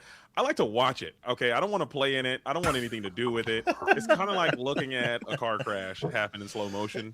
You're gonna look. Do you like to cast it? Do you enjoy casting it? Oh, absolutely not. It's the worst. Okay. No, I want nothing to do with it. Well, do I got a surprise for you? Because Lords of Lore and World Class Cards got together and said, can we just play dogs versus dogs each round? And I said, you know what? Let's do it. Let's lock it in. Wow. I would be so What a sweetheart. What a sweetheart. Luke, a man of the people. You got to love it. Yeah, I knew that's what everyone wanted to watch. A full-on run dog. it back, I say. Give me more. Yeah. More, please. Yeah, there you go. Why don't you just go find and look in the room and just instead of doing Lords of Lore and World Class, let's just feature the next Dogs Mirror for JDZ and Katie here. Oh, please, colors. Yeah, yummy. Sign me I'll up. That would just make me so. Oh, that would just fill me up. I would love that so much. Absolutely. Yeah. No matter what it is, if it's spice, if it's something interesting, let's get it out of here. Let's just go and filter through all these people playing and. Because we don't want to leave them alone, right? Like if they're in there playing a Dog's Mirror by themselves, you guys got to get in there and at least make it a little bit more fun for them, right? I mean, we do joke, but at a certain point, someone might become self-aware and realize, like, man, I just worked a whole shift at the iron mill. I got off work and I loaded up into the ICL, and this is how I'm spending my evening playing a high volatile Dog's Mirror. I'm out of here, and that might lose people from the game. We got to fix it. I think they deserve it though. I love when dogs have to face each other because, like, I love they're like, oh, it's just whoever gets under the sea. I'm like, you look in the mirror. This is you. This is what you put on this outfit, and you showed up to the clown rodeo, and now you must take your dessert. Right. I like that Royce was like, I'm gonna put Stitch Rockstar in my deck, and we're like, all right, that's all right, okay, that's fine. Yeah. The other thing, wasn't just everyone playing dogs. There were some people who were like, I bet people are going to play dogs. Because we had Allie on Team Luxury playing Amber Steel. And we also had a couple players playing Amethyst Steel. It was just unfortunate for Allie that she had to play one of the Amethyst Steel players when there's only two of them instead of one of the 6 dogs players. That's rough. So, and that's what I'm saying. It's like, why are you guys playing dogs? You watch the same amount of Twitch as we do. You saw that it was 22% of the meta. You were supposed to be better than that. I do think it's that's why people play dogs. It's good. You were the chosen one. Did you say this with a "you are the chosen one"? Is that what you just said? That was my speech. Yeah, you guys were like, we are better than this. We're the ICL. We can do whatever we want. And instead, you were like, oh no, I'm going to bring dogs.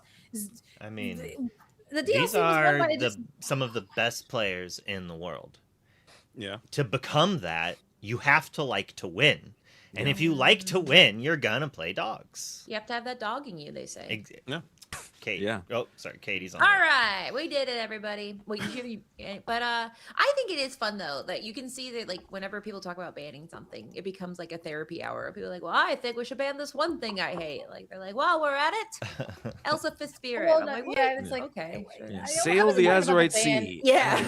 I hate Tipo. Some people hate Tipo. It's weird. Some people, you know who it is. You know, I know. I've made my points loud and clear and very known. Less about about like the banning thing. Is like, is this just a gentleman's agreement? Like, stop it. Stop playing the deck. Just don't play let dogs the dogs anymore. play. Let the You know what dogs I mean? Like, we don't have to ban it. You just like, well, as a community, we can ban it. You know what I mean? Like, we don't have to wait for them to do that. And then you have the one jerk that'll just bring it and spike a tournament because I mean, you but guys at are the same awful. time, I mean, you guys did a brilliant job at the tournament this weekend out in PPG in Pittsburgh.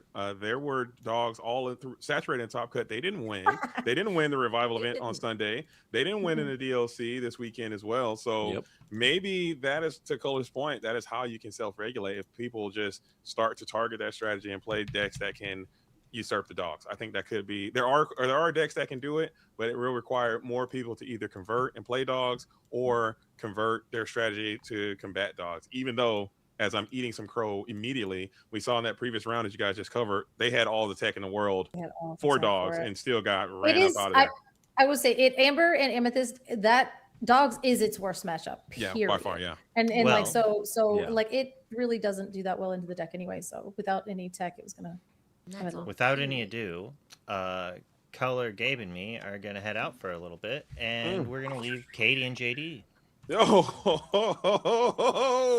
Hey, Katie. Hello, how are you doing? It's been a long time since we had the opportunity to share a booth. No, it's been Ink. I think that was the last opportunity. It was, yeah. But we were driving together in the Oldsmobile with the 3 front row seat situation. That was kind. That was cool. It was. But I am very excited to be, because we're going to be in Sacramento and just like a kiss of a moment. But in the meantime, I'm getting distracted. I'm trying to like vamp a little bit, but I'm like, the flex that Ivan is like doing right now is something that I haven't seen in a while. What are we seeing here between these two Illumineers and the mind games of the gear? The next level flex. I think we got the world class card. Shout out to World Class Cards, by the way. Big fan of that organization. I am a member of that. Are you a founder? Do you have this mat? I'm not a founder. Maybe I can. I'm a follower, dude. I'm gonna jump in. I'm a bandwagon. I'm a bandwagon fan. Fake fan, for crying out loud. But we see Ivan here with the whole new world sleeves. Katie, those things are MSRP $1,200. People are paying for these sleeves, and we got them loaded into the ICL with the Mickey iconic foil matte. Thoughts on the drip? Who's winning the drip battle? I mean, I think the sleeves, because sleeves are like not something that's like a perpetual use. Like a play mat, you can like polish and put some Dawn dish soap on. The sleeves are not forever. I'm hoping they have the outer sleeves, because have you ever suffered through a shuffle of an outer sleeve, inner sleeve deck where it's like the size of the 4th Harry Potter book? Is that the thickest one? I think the thickest one is probably the 6th one, I would say. Okay. All right. Yeah, well, I think it was the 6th one. Yeah. But we are off to the races. We have a Royal Guard coming down, which means, is it Blurple on Blurple Mirror? Is it the Night of Mirrors? We don't know yet. Too soon to tell. But we do have Tipo in the Inkwell and a Develop Your Brain. And we are off to the races. I didn't see what went to the Inkwell for Ivan. Me neither. But it could be Ruby Amethyst. It could be Emerald and Sapphire. The world is our oyster, as we have another Amethyst card going down, and it is Blurple, Katie, on the left side for Ivan. Yeah, I mean, it's funny because we tend to say at this point in the meta, there are decks that people are like, not this deck, but statistically, yeah, if it's one of the big four, it was big 3, now we have like big 4, big 5, people are going to bring it, and this is why, because it's reliable. Now we're questing with no fear, because on the other side, they are also luxuriating in the early game that is Sapphire. But is it a mirror? This is the reveal of the moment. Or this is an Ed Chu disciple or a Renegade Blurple player. Still too soon to tell. And both players finding that critical ramp onto, as the Sapphire players need a lot of ramp in hand for Gator, as we will continue to be on that Sapphire pure strategy, which is a way to win too. Just don't play any other colors. Just load nonstop Sapphire. As we pass back on over, it appears this Royal Guard is going to get a nice cheeky quest in, get into that 4 ink turn, maybe looking for a Genie, or maybe even a Tigger. Isis Vanderquack, perhaps. I mean, the 2 of those cards will be very disappointed when they show up to the party and say, is anyone here? So with no interaction is available on Gator's side, because that's how Gator do. And there's a Genie. You predicted it. If you don't have the other 2, Genie's a classic, a wish fulfilled, drawing a card. And still, Ivan is saying, so what are we doing over there? I'm assuming some heaters are coming. That's if someone's ramping this hard, you are going to assume something cool is coming. Is this the turn that something cool happens? We have been seeing Genie kind of fall out of play a little bit with the rise in popularity of Under the Sea as we've played another Sapphire card and yet another Sapphire card. We have not seen the other color combination. This is probably the farthest we've gone in a turn in a game thus far this season when we have not seen the other color be yet to be revealed. So Cindy, dreams come true, onto the field of play, kicking it back on over to Ivan now. Maybe got Elsa. I will rule out Amethyst because most Amethyst Sapphire decks are like heavy on the Amethyst, light on the Sapphire. So at this point, we've seen not anything. I'm thinking Emerald Sapphire. It doesn't really matter what I think because that's not how this works. But we're taking a deal here, and he takes it immediately, no hesitation. Yeah, so that's an indicator, though. The quickness of that deal being taken leads me to believe that it's Amber. Amber takes the deal so quickly. It's got to be Amber, just the speed in which that deal was taken. Exactly, because yeah, I mean, it is. You do kind of. I mean, I remember when the card first came out, there was hesitation. We cast it. It was a day after me and you at Sharp Gaming, and people were like, "I don't know," and now people are like, "Insta deal." They know, and there we go. Amber Sapphire. It is Blello.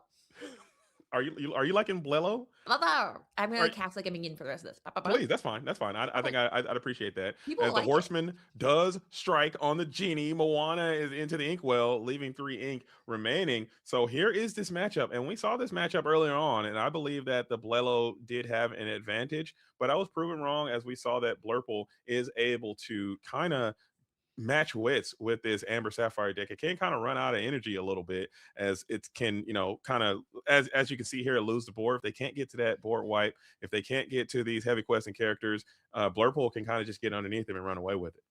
Yeah, and I mean, it's something where Blurple has kind of flexed to the dog meta and gotten a little bit more aggressive. They can't be as lazy as they were, where they're like, maybe I'll play Basil, maybe I won't. Now they are getting their hands dirty. Gator notably has done nothing other than just get ready for some cool activities later. He is trying to get to that Raging Storm, which is going to be the hallmark of this deck. It's why when they introduced Raging Storm, they said literally it only pairs well with one other ink, and that is Sapphire. But that is he's got a healthy hand size. It's just he's definitely going all in and hoping that nothing goes well for Ivan for the rest of the game.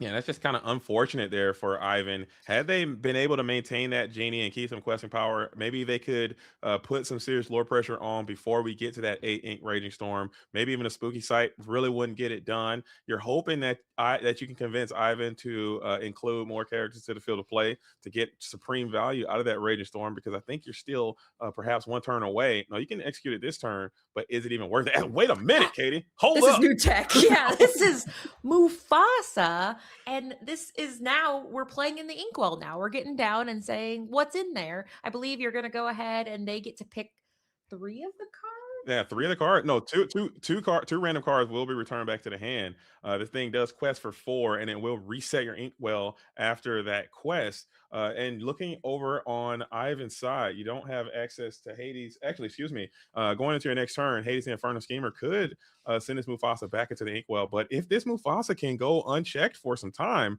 this could be that win condition that we were talking about to help speed your turns up a little bit, being able to do multiple things per turn. Mufasa, Ruler of Pride Rock. I love to see this card coming in from Shimmering Skies find its way into the metagame in this Sapphire Amber deck. Yeah, and I have to imagine that Mufasa's feeling a little scared knowing that he is against a deck that probably runs a Hades. Yep, there we go. Okay, never mind. It happened as I said it. I was like, so Mufasa famously doesn't have Ward. Long live the king and into the Inkwell as in Hades Infernal Schemer comes down. How tragic is that? We hyped him up. Sad. That is so sad. If they should have gave this guy Ward, give me a chance to let my guy breathe for a minute. He literally just got here. Like, I know, like, oh, for one turn we get Ward as the Raging Storm is deployed here. How fun is it? It felt good. You want to give it a shot? Give it a shot. It feels good. Raging Storm. I think yours was a little bit better. That was nice. Well, I had the benefit of knowing how you did it and how hard to commit. Yeah. There we go. Some Wasabi technicians going in here. So we know that Ivan says, Chromacon, I don't like math. And this is the anti-math tech that you put in where it's got a little item removal. In this case, he just is a nice card that rebuilds the board. I think Ivan could see the writing on the walls that he needs to keep cards in hand for this very instance. And then Moana comes down. And now we can see the beauty of Moana, where you can actually take advantage of her ramping abilities because we have plenty of cards in that discard. Yeah, I believe Ivan is just in a spot where you're just trying to slam as many characters as you can. And that Moana card you spoke so highly of, when this card was revealed, Katie, I thought it was going to be a meta destroying card, and it just really has not had that Yet. lasting impact that I thought it would when I first saw it. Being able to ink from your discard on the surface seems like such a powerful effect. You're gaining so much advantage, but I just where our metagame is and where the format shook up to be, it just seems so superfluous, and no one even checks for it as Demona hits the board. Good Demona here. Yeah, I mean, this Demona definitely says, listen, I know you're trying to build up your board. Now, we did see a Nakoma come down, which is put into this deck purely because she is a very well statted card. She doesn't do anything. She is a vanilla card. But what she does is say, go ahead, challenge in. And pretty much anything that Ivan has in this deck is going to take some pretty hefty blowback from that challenge. And I have to ask though, is that lore accurate? Like, why is she so robust? Is that something that I miss in that film? I think I because remember she's sitting crisscross applesauce. Like, it's Okay. hard to push a person when they're sitting like that. Like, if they're Okay. on the floor like that, try. You can't. I'm Makes sitting sense. crisscross applesauce right now. You could not push me over. Okay. She's not Dreamborn. She is Storyborn though, just to be clear, I believe. True. Okay. She's also very sturdy because she was the one that's like, you should marry Kokowan. And that was really Yeah. good advice. Should seem like Okay. a good idea. But no, I don't know if she is sturdy in the movie, but she is very sturdy on this board. Now, that's the one thing, though, that Gator has to be careful of is nothing is sturdy in the face of Into the Unknown, Let It Go, Hades. In this case, we're just going to go some old-fashioned natural challenging. Oh, but now we got 3 damage sitting on this Nakoma, and she can synergize quite nicely with a card like Ohaname's Family. This is a card that this deck does typically play at some number of copies. I'm not sure, they fluctuate between maybe 1 to 3 copies of this card. So being able to draw 3 in this late game resource battle is where you absolutely don't want to see. And there it is, right on time. You know, Ohaname's Family and Nakoma, like Tacoma. Yeah. Yeah. Okay. The Toyota Nakoma takes a lot of. This one takes so much damage. Slaps hood, and there we go. We have the Enchanted Payback, which you love to see. And this is kind of why these well-statted cards can kind of seem superfluous in the end game against Sapphire, because it just is like, I really don't care what you say, as long as you don't say word, I'm coming across. But now we have that Hades and a Nakoma, and his hand is pretty ample. It's 5 cards, but on the other hand, Ivan is still in this. 2 cats on the board. Cheshire Cat coming in, hopefully putting a little bit of pressure. He can boost 1 per cat per turn, which is 2 damage moving.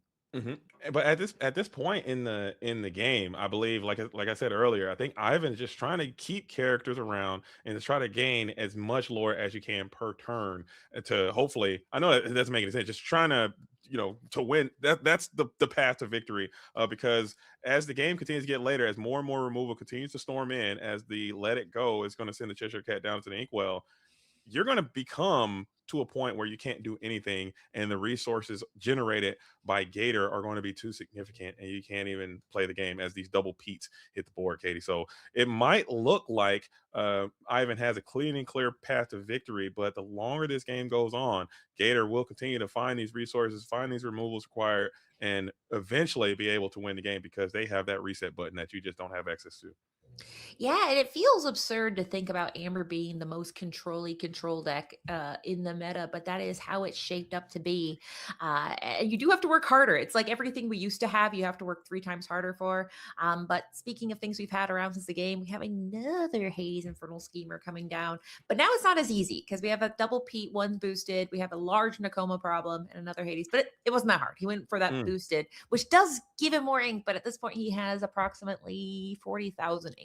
Yeah, So that's an interesting decision. I guess you didn't want that Pete to quest and get 2 looks at the next card. So you want to send them down to the Inkwell, leaving that 2 questing Hades up. We have the magical maneuvers coming through, being able to exert that other copy of Pete while bouncing our Hades Infernal Schemer back to the hand. So this seems like a nice high impact play, clearing that other Pete, keeping those resources down. Doesn't seem like a bad change at all. What a turn for Ivan, as Gator now still on the back foot, trying to find a clean. Now you need to start finding your win condition here.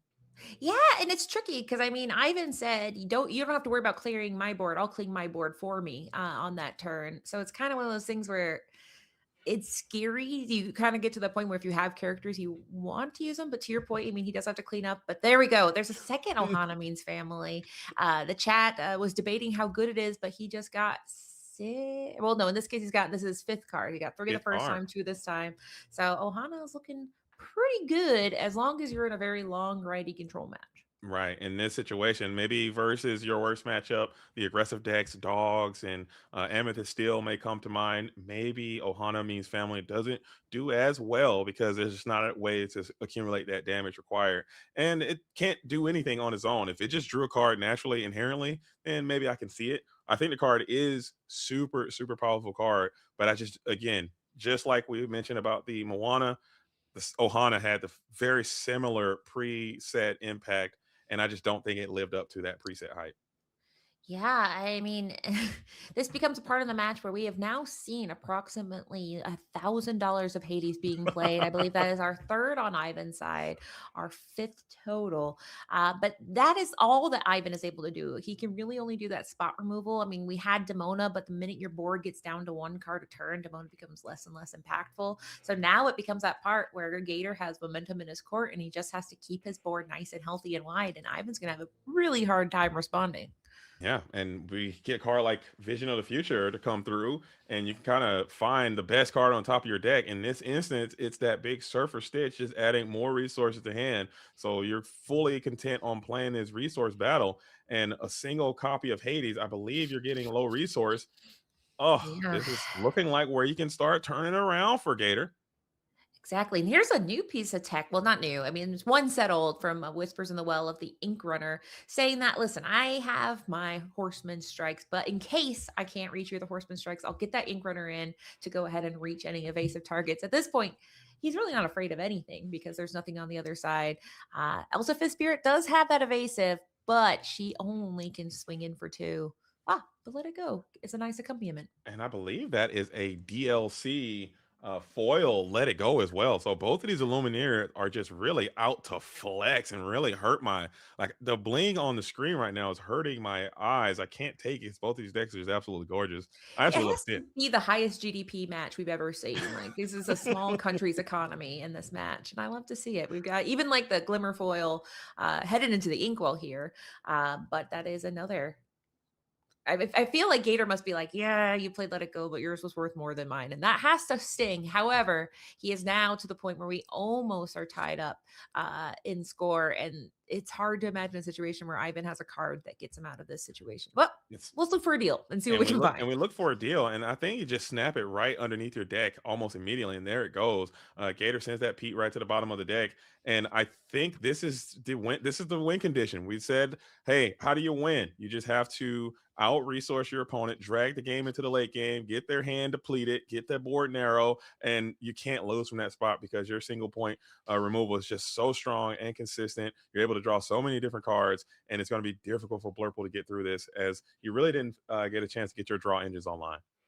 Yeah, and this scuttle is fascinating because it literally says, hey, at the end of the day, there's nothing you can target because you have that ward on it. So while it's not necessary to win, it is a nice thing to have. Now, Ivan does know a scuttle could happen at any moment.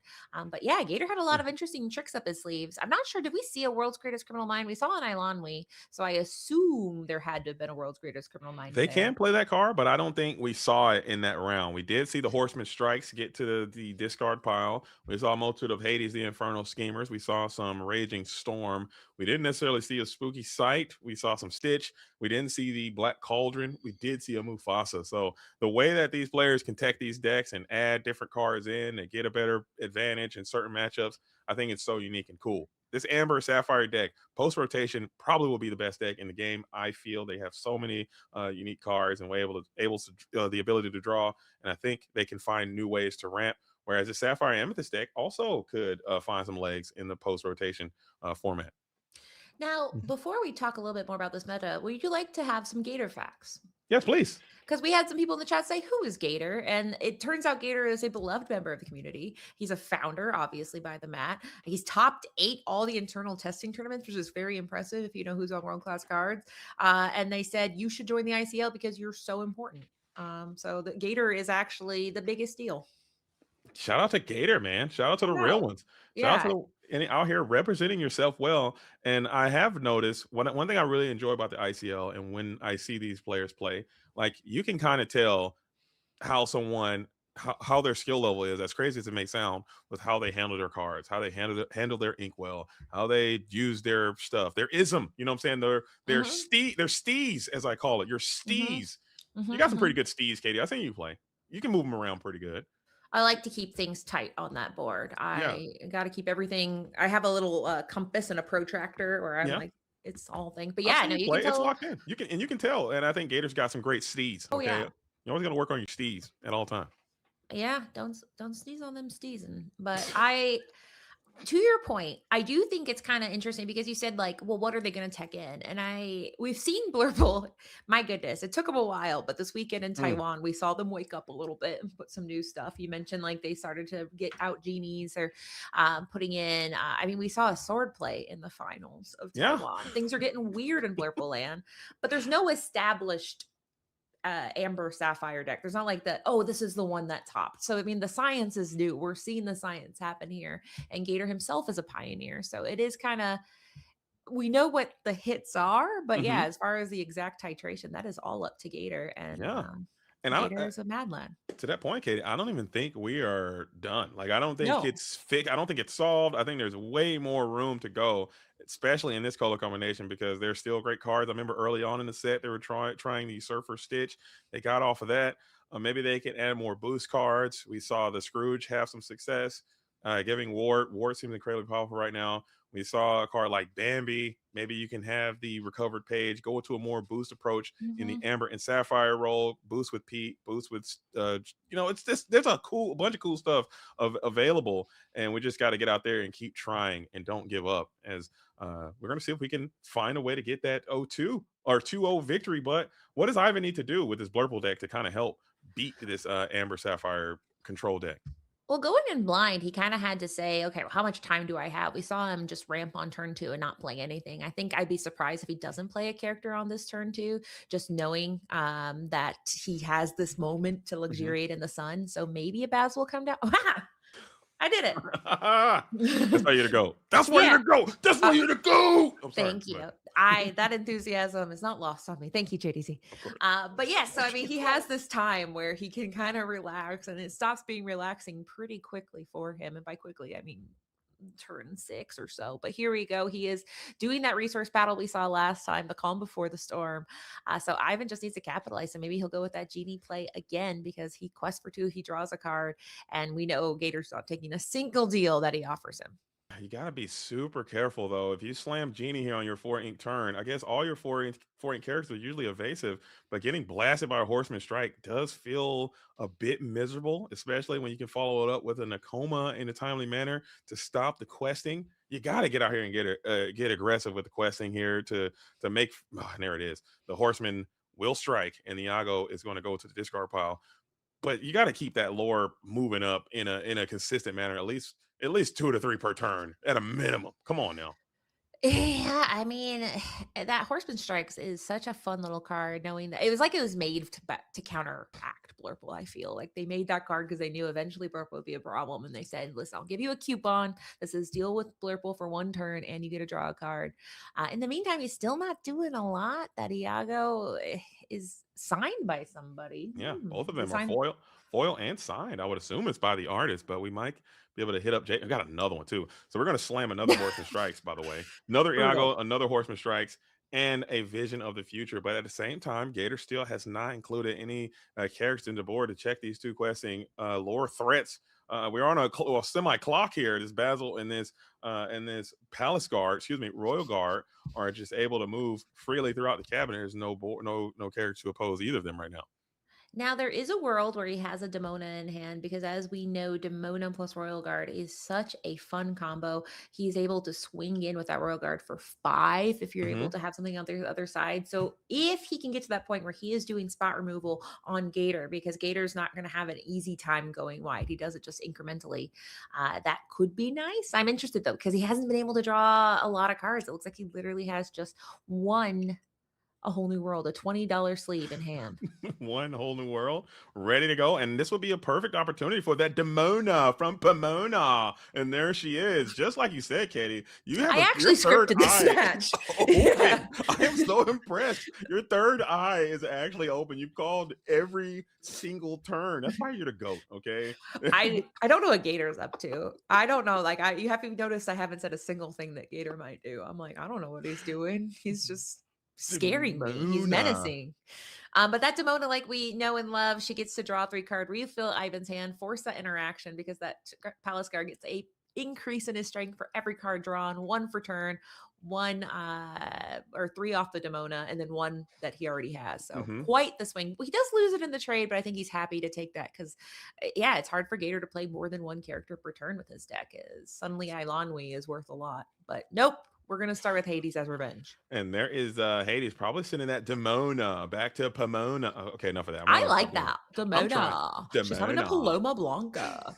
We love Demona here. Taking the 405 up Not to the Demona. Sagamundo Valley. Demona. Okay, enough of that. I'm sorry. I'm so sorry. Demona. That's it. But we do have the Hades. we can get into a raging storm here on the following turn.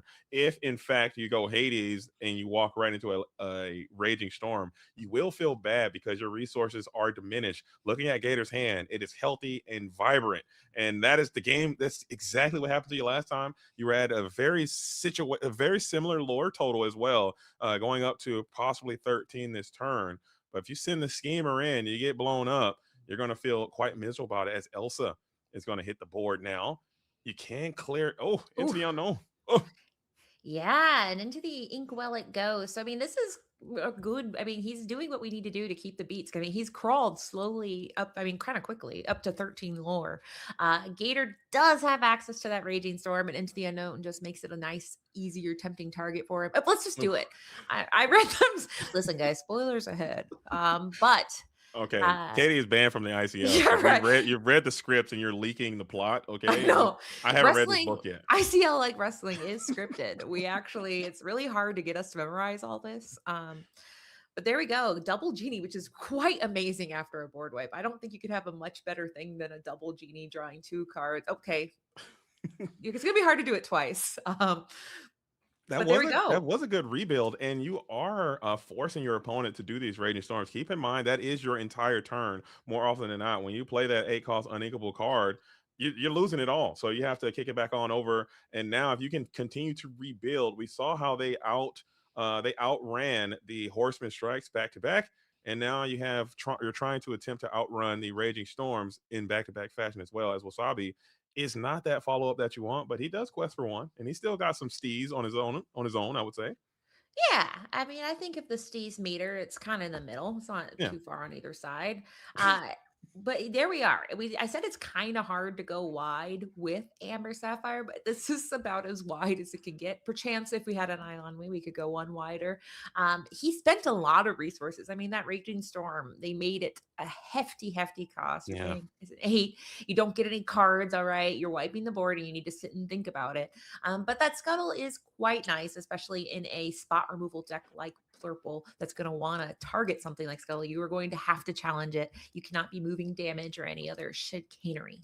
Right, and you could potentially set yourself up for some more of those powerful Ohana means families. We saw how effective those were. So maybe have this go challenge into the Wasabi, get Ohana off, and draw some cards. Maybe you can find an Ink Runner as well to have some shots against this Dumbino, 9th wonder of the universe.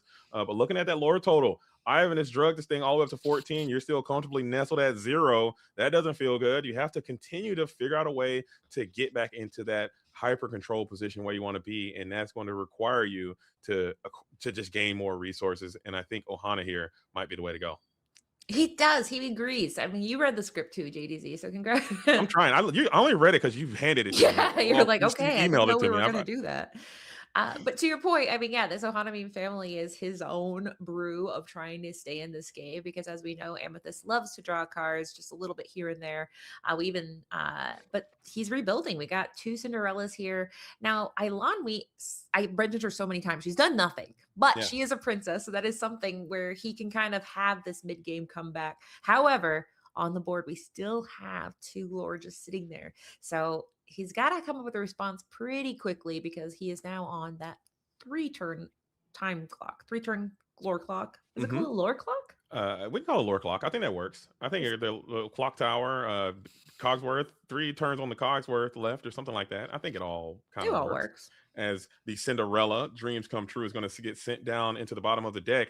You have already survived 2 Raging Storms, so a third one really isn't something that's on your radar. You have this evasive Dumbo who's able to use his ability quite freely as of now. No Ink Runner to be had on the field of play. That was a card we saw in the previous round, so we know that Gator does have access to an Ink Runner. But at the same time, like you said, Katie, that's 3 lore on the board.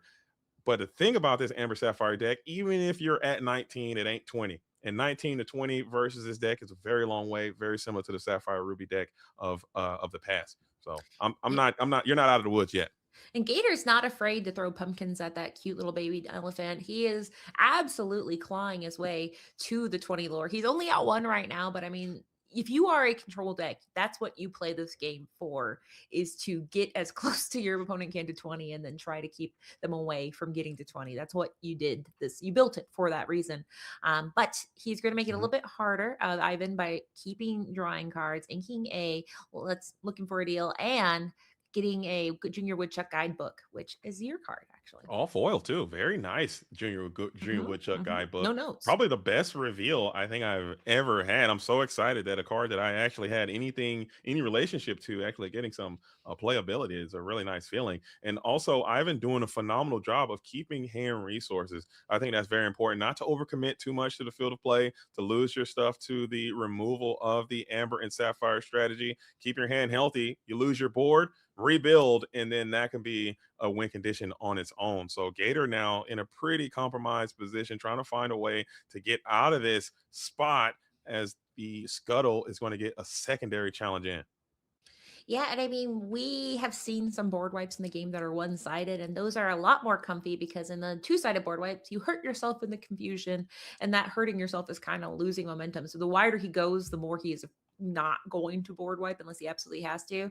And this keeps him away from it with that Infernal Schemer coming down, getting rid of 1 more. So now it's just Hades by himself, but he quests for 1. And generally Blurple's not running any of those reach cards like White Roses or anything like these days, but he just has to stay in this game, and he's still in it with that Hades on the board. Yeah, the only thing that I can recall that they play these days is going to be that Wasabi. I mean, he can pop a Junior Woodchuck guidebook and put you from 19 to 20. I have seen that happen, and it is a super, super hype moment when those things can happen. That is true. He does gain a lore when he can. It's a pretty chill card, man. I don't know why people don't. His Steez meter is moving up a little bit in my book as Hades on Hades violence comes on through, sending the Infernal Schemer into the Inkwell. Staring down again. The board is massive. This is game on board for Ivan now, as Gator has ran out of time. No more tomfoolery. We need some let it goes, and we need some Hades, and we need a board clear here. Stat. Yeah, all hands on deck, because I mean, this is when suddenly, even if you're going to lose your whole board, you are happy to do it. If he like rips a quest really fast, you're like, uh-oh. In this case, he is counting and doing he's going to go ahead and do the Moana ability to ink from the Inkwell. He's questing, oh no, is it time? Yeah, that quest came through. That was way fast. Yeah, you never want to see that as a player, as somebody absolutely questing decisively before they play a card. Very reminiscent to those Be Prepared days, those Ruby Amethyst quest, and pop. But we're doing a little slight recalculation kind of thing. Maybe we need to sing some songs here, Katie. That Moana is a talented 5-cost singer. Let It Go is a tune that is well within her harmonic range. So I think that might be where we need to take this thing to get that Infernal Schemer off the board. Yeah, so I mean, I did think that perchance they were going to do 1 more Raging Storm, but at this point, he has changed the math a little bit. We're doing some challenging, which is surprising. But indeed. Now we can do a lot of Ohanas and a lot of families. Ohana means family. Okay, we get it. I got it. Let's Stitch. We understand. Ohana is family. No more, man. As another Hades follows suit. So Hades on Hades on Hades. The bingo card is completely filled up with Hades sending Hades to the Inkwell. and leaving nothing but a Cheshire Cat alone and unafraid. And just like that, the tide is slowly starting to turn. Cheshire Cat can gain you 1 lore next turn, getting you up to 18. And he's back. The great Moofster is back, and we love to see it. Will he quest for 4?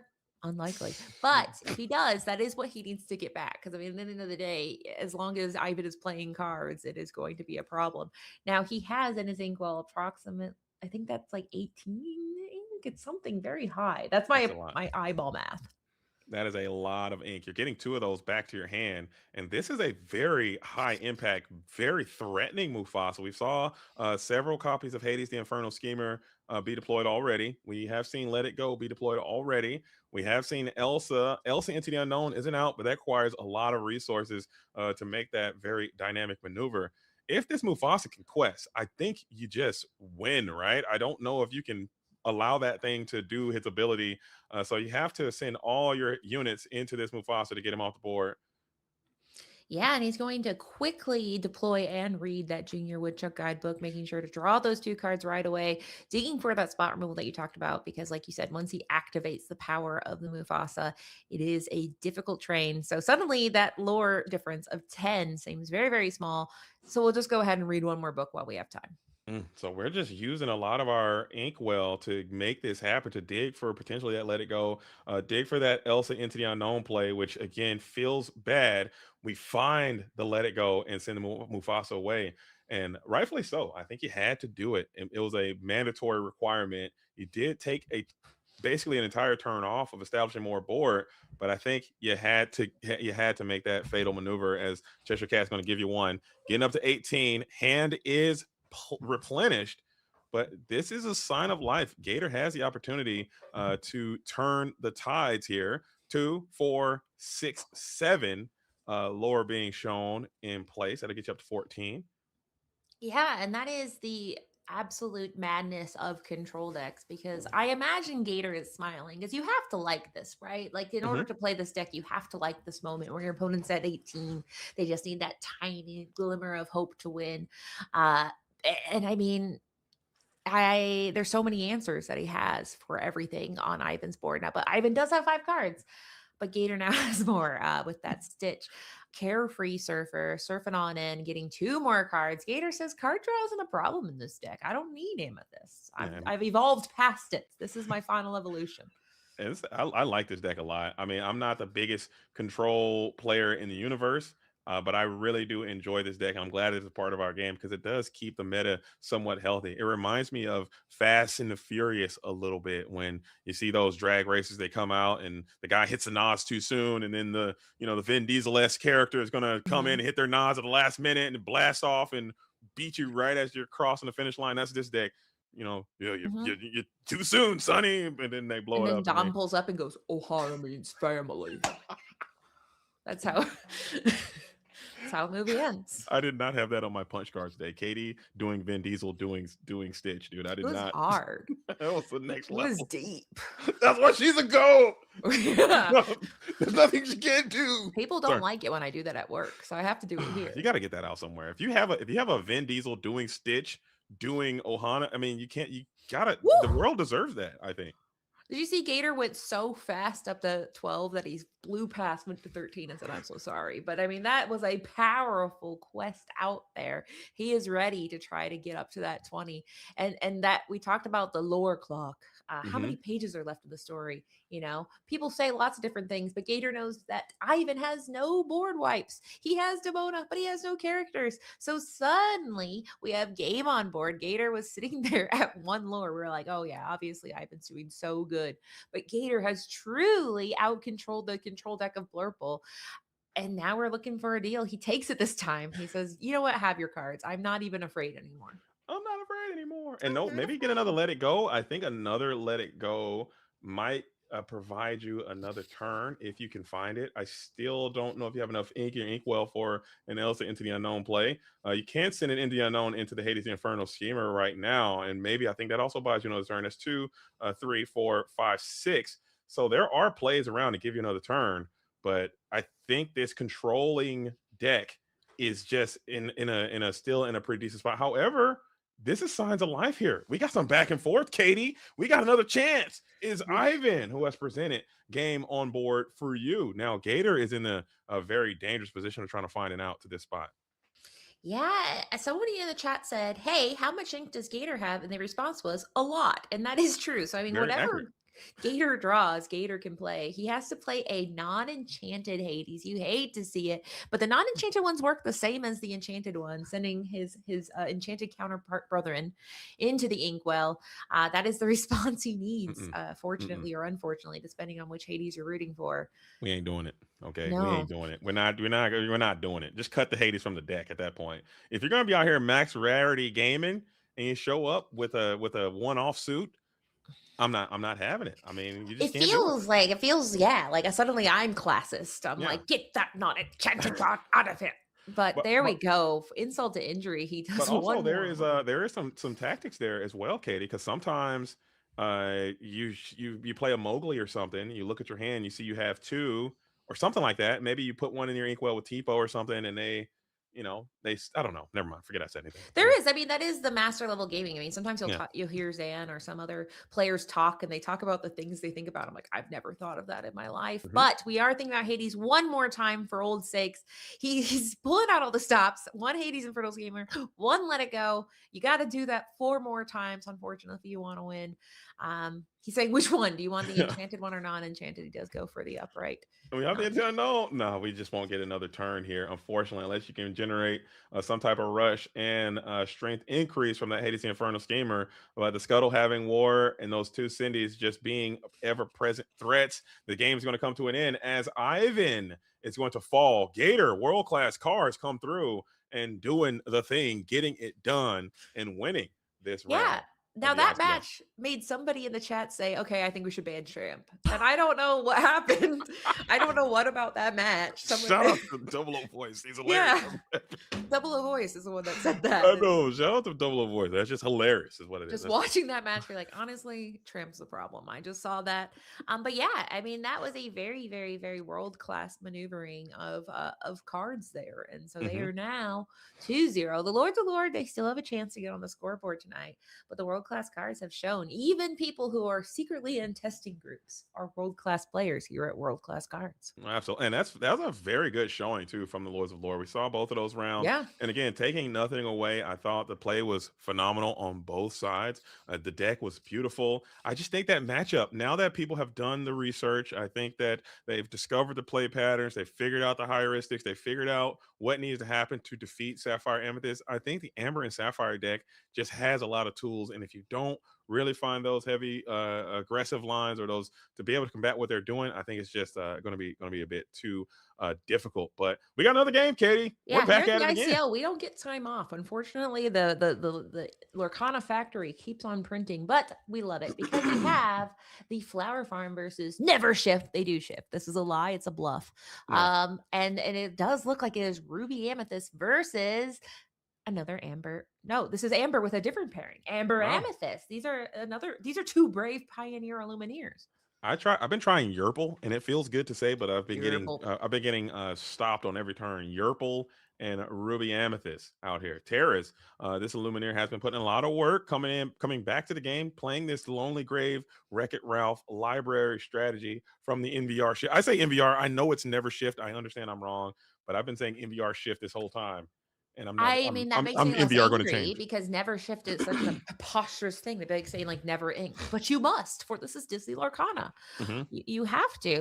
Now it does look like I'm trying to see what technology. I want to say is Lonely Grave because that's the Lonely Grave there. Okay, that's the only item I know that people are doing these days, other than Medallion Weights, which has already been deployed.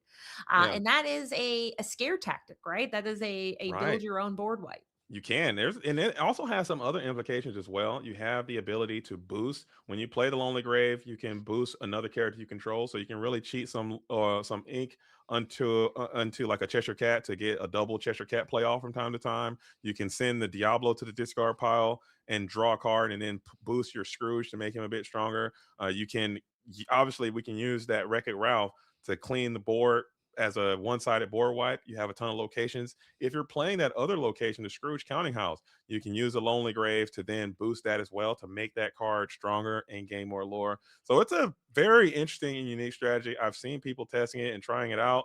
It still might not be on the forefront of meta busting strats, but it's really, really powerful. And there's a cool things that this deck can absolutely do. But Terrace is down the game and he is losing his position. So maybe we can see some of those cool things happen here in short order. Yeah, we want to see the cool stuff. We just got here, Terrace, and we are dying to see it. But I think I'm not saying it. I don't know what how are we pronouncing two chains? This G is silent? Chiangs. Yeah, you said it's two chains, but I see it. The G is silent. Two chains, the G is silent. Two Chiangs. Yeah. Two Chiangs. It could be French, there's lots of silent G's there. But yeah, we have lots of tech here. We have items, we have locations, we have evasives, we have deals. So I mean, the technology has been deployed on all fronts on two chains with the G side. But Terrace Black is not deterred because he still has access to card draw. Both of them are going to be drawing cards and getting to those answers. Can we find a Wreck-It Ralph perchance? Perchance, mayhaps. I think, and Terrace also is winning the lore race as well. They are sitting comfortably at 9. I believe you have resources in hand. As we are going to continue to add more characters to the board. Elsa is going to find her way in. Medallion Waits Elsa clear library seems quite strong. Yeah, I mean, one of the things that the library being ran tells me is people are not afraid of one-shot challenges as much as they used to.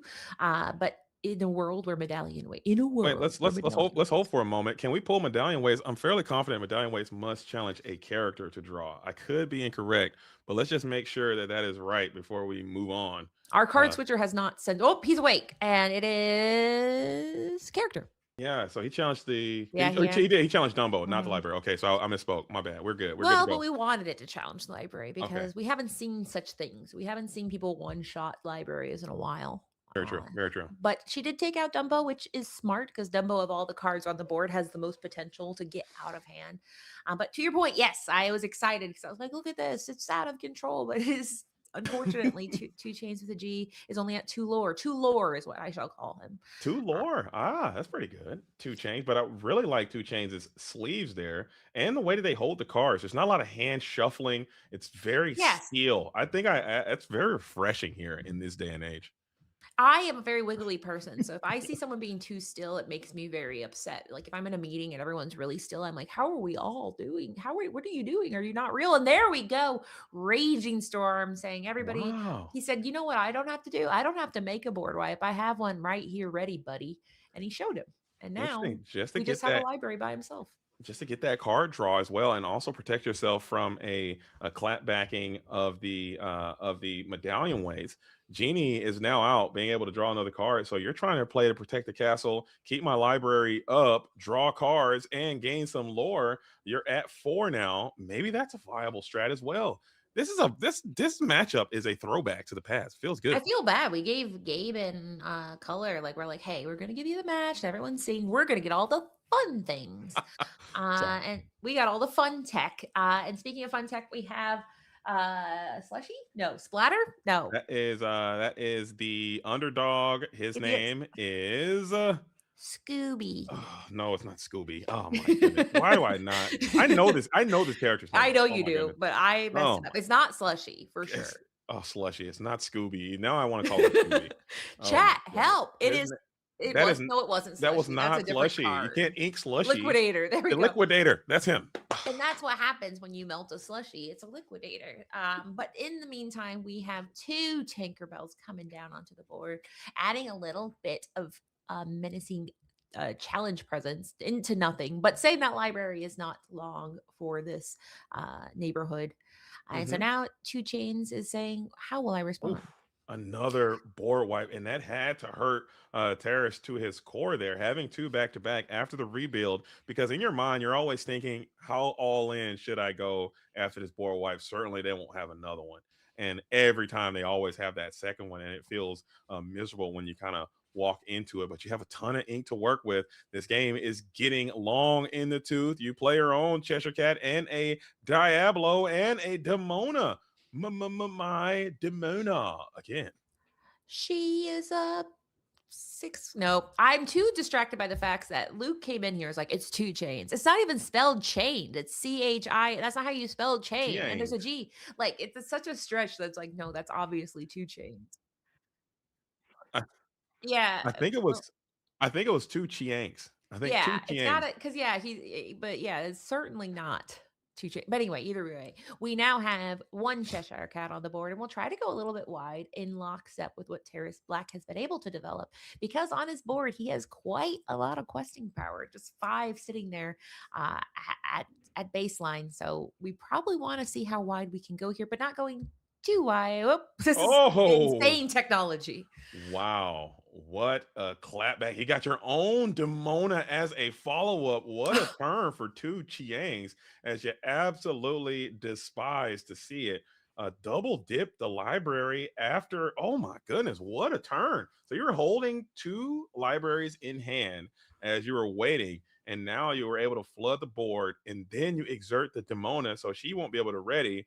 And you can use your Cheshire Cat to get a plussing value here over this Diablo if that is what you want to do. You don't have the ink to put them into the library, though, so that's unfortunate. You will lose your Diablo. Demona will not ready, unfortunately, for Mr. Black. Yeah, the Demona on Demona battles are fascinating. Now, he did ready, was Demona, no, Demona King. Yes.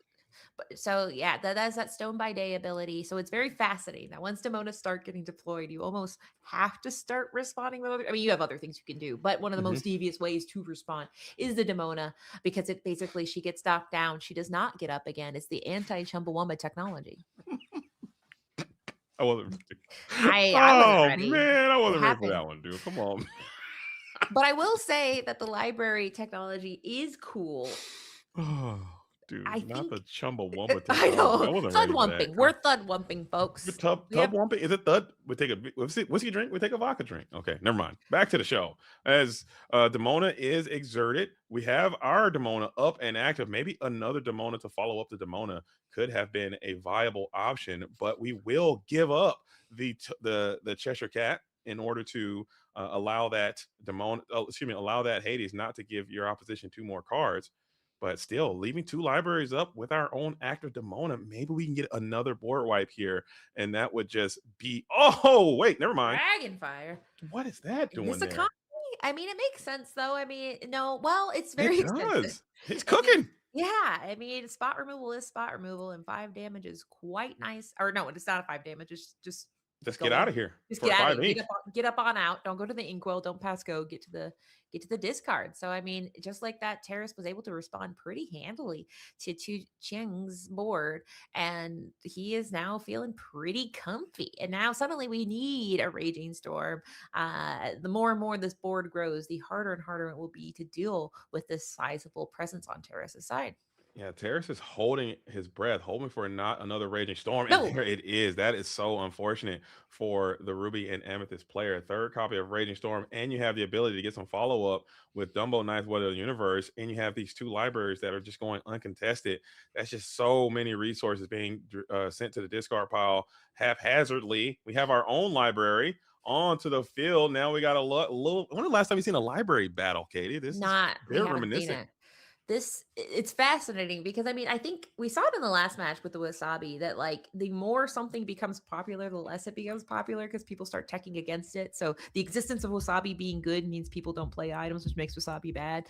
And I think like we are at a place where people are like, wait a minute, did we all forget about locations? And then we're like, we can do it. We can have locations. And we saw it. I mean, DKP and Ed were both big fans of locations, specifically.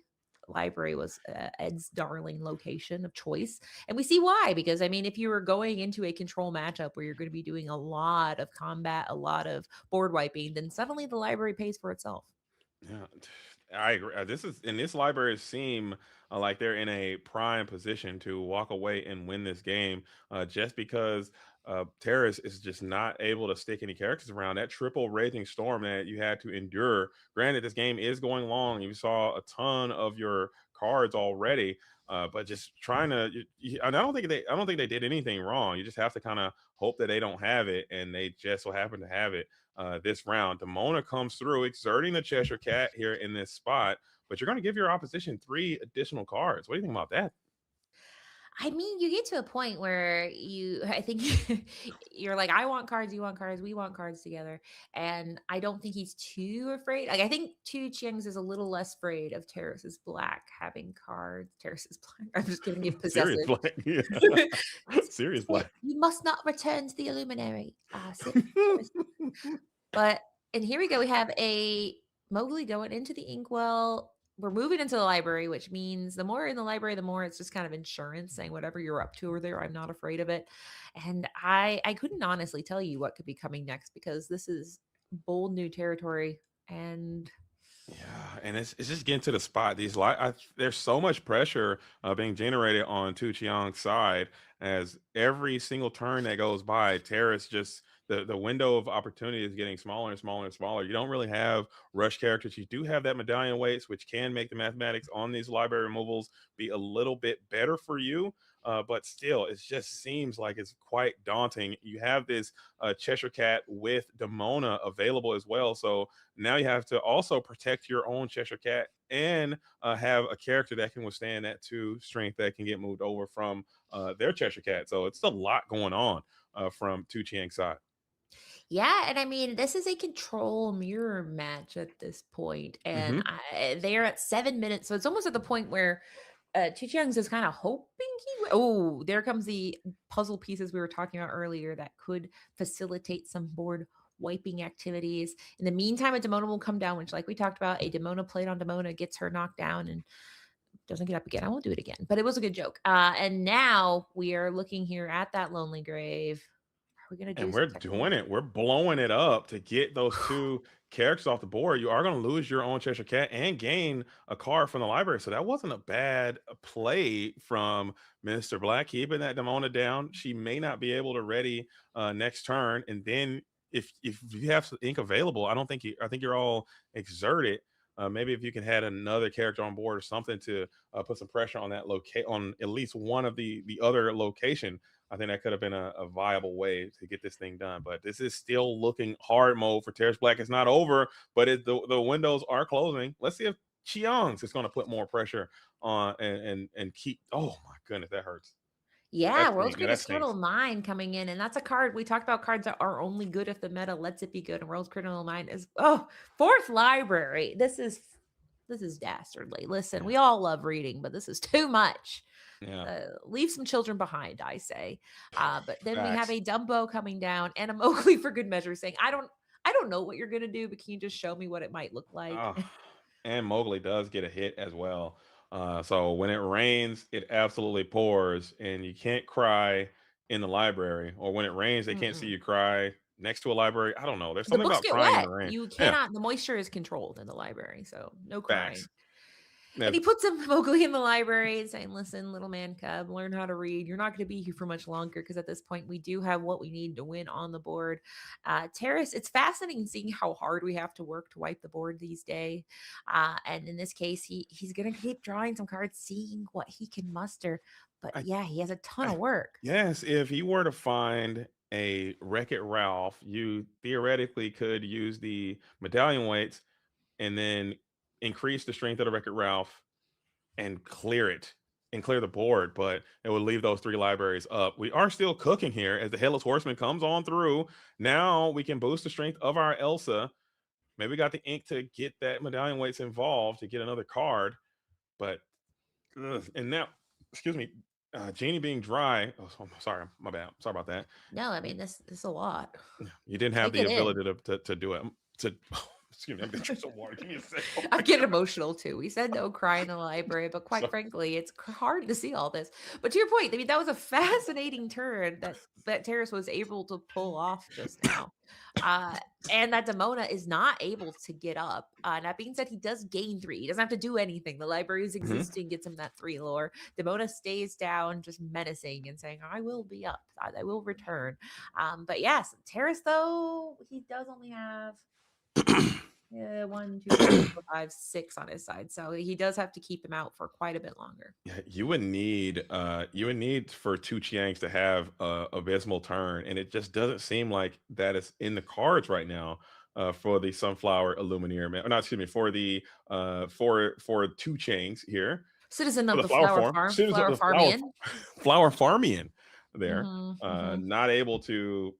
You just need them to take a turn off, and in this instance, they just did not. No chill here in Ba Sing Se as you flood the board one more time. Maybe there's a world where you can send a lot of your units into this library, blow it up again with the Wreck-It Ralph, and at least buy yourself another turn. I think that's all you could ever ask for is one more turn, but this one seems like it is long in the tooth for Mr.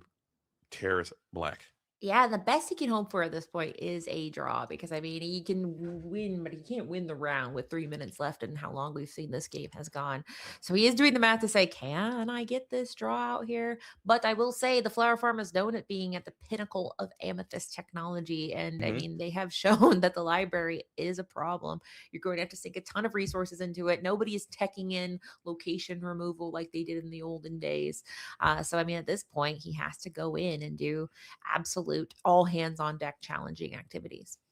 And we are going after those libraries, so we have not conceded. So maybe there's a world where you can go for a Wreck-It Ralph board clear to buy yourself another turn. There he is. Wreck-It Ralph has hit the field of play. You have that medallion weights. You can get his strength high enough to be able to remove this board, but that will generate you another turn. Is that good enough? I don't know. Are we going to see a Wreck-It Ralph overlay on Spaceship Earth where they say, thank the Phoenicians, I'm going to wreck it? It's going to be a crossover. Shout out to Gabe for saying, thank the Phoenicians. Shout out to the Phoenicians, man. If you're ever on Spaceship Earth and you don't shout out the Phoenicians, man, what are you actually doing? I mean, unfortunately, they invented taxes. Dame Judi Dench did mention that the Phoenicians are partially responsible for that.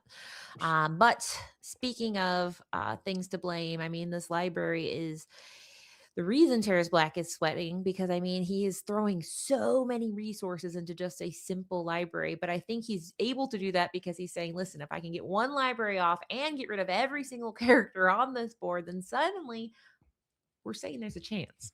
Yeah, you're telling me there's a chance. All you can ask for is a chance, and you are going to get lonely in the grave, and that is going to all the characters right on into discard pile. Sorry, that was a huge. I mean, I don't know what that song was, but I agreed very wholeheartedly. You never heard "Kissed by a Rose"? Oh, I mean, that was like a very I thought that was like used to be a great tower alone on the sea. There you go. My pleasure, my power, my pain. Baby.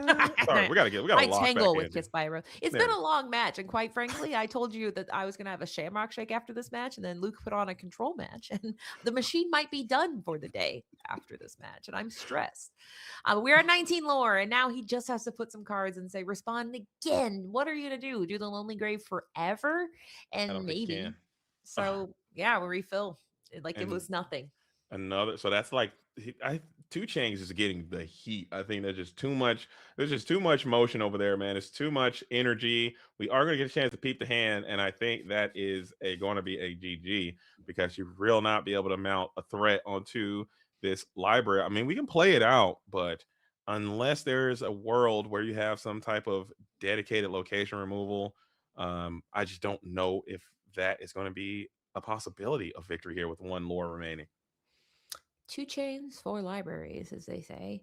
But in this case, I mean, I don't see. I mean, I haven't seen any of the turns until they do it because it's been truly unprecedented Lorcana here tonight. But in this case, I mean, let's see here.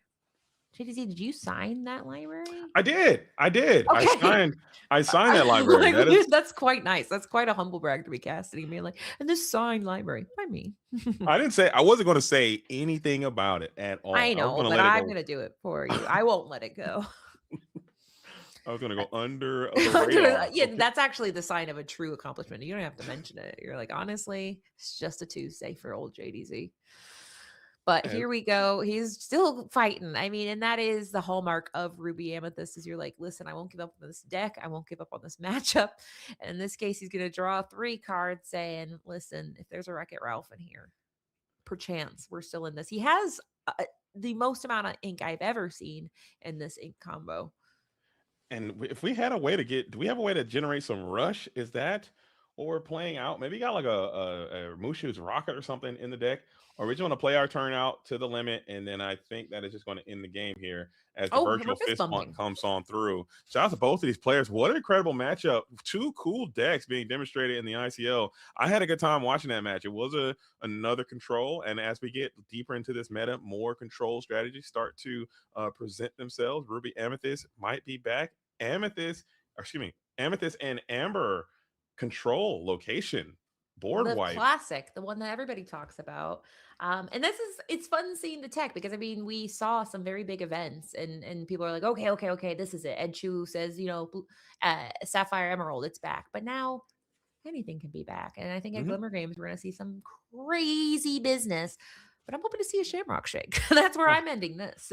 Okay. Kate is going to Mickey D's immediately and happy. I'm so scared. It's not Valentine's Day. It's St. Patrick's Day. What if they shut down the machine early? What if they ran out of that weird green substance that goes in the Shamrock Shake? Luke is muted. It's a McDonald's. All the ice cream machines are broken. I know. And of all days, this would be the day. Everybody's probably getting a Shamrock Shake tonight of all nights on All Hallows Eve. Well, Katie, we're going to let you go so you can get your Shamrock Shake, but I'm super excited to see you this weekend at the Glimmer Games. If any of you out there are coming, make sure you come through and say hello to Katie and just sneeze right near her because she loves that. And I do too. I'm already nervous thinking about that. But I'm going to do it. I'll double it and give it to the next JDC. Okay. Please double it and give it to the next. Yeah, that's what the kids say, I hear. But we got Gabe came back like an angel. Like he's like a boomerang. You can kick him off the ICL, but he's going to come back in round 3. And that's why we love him.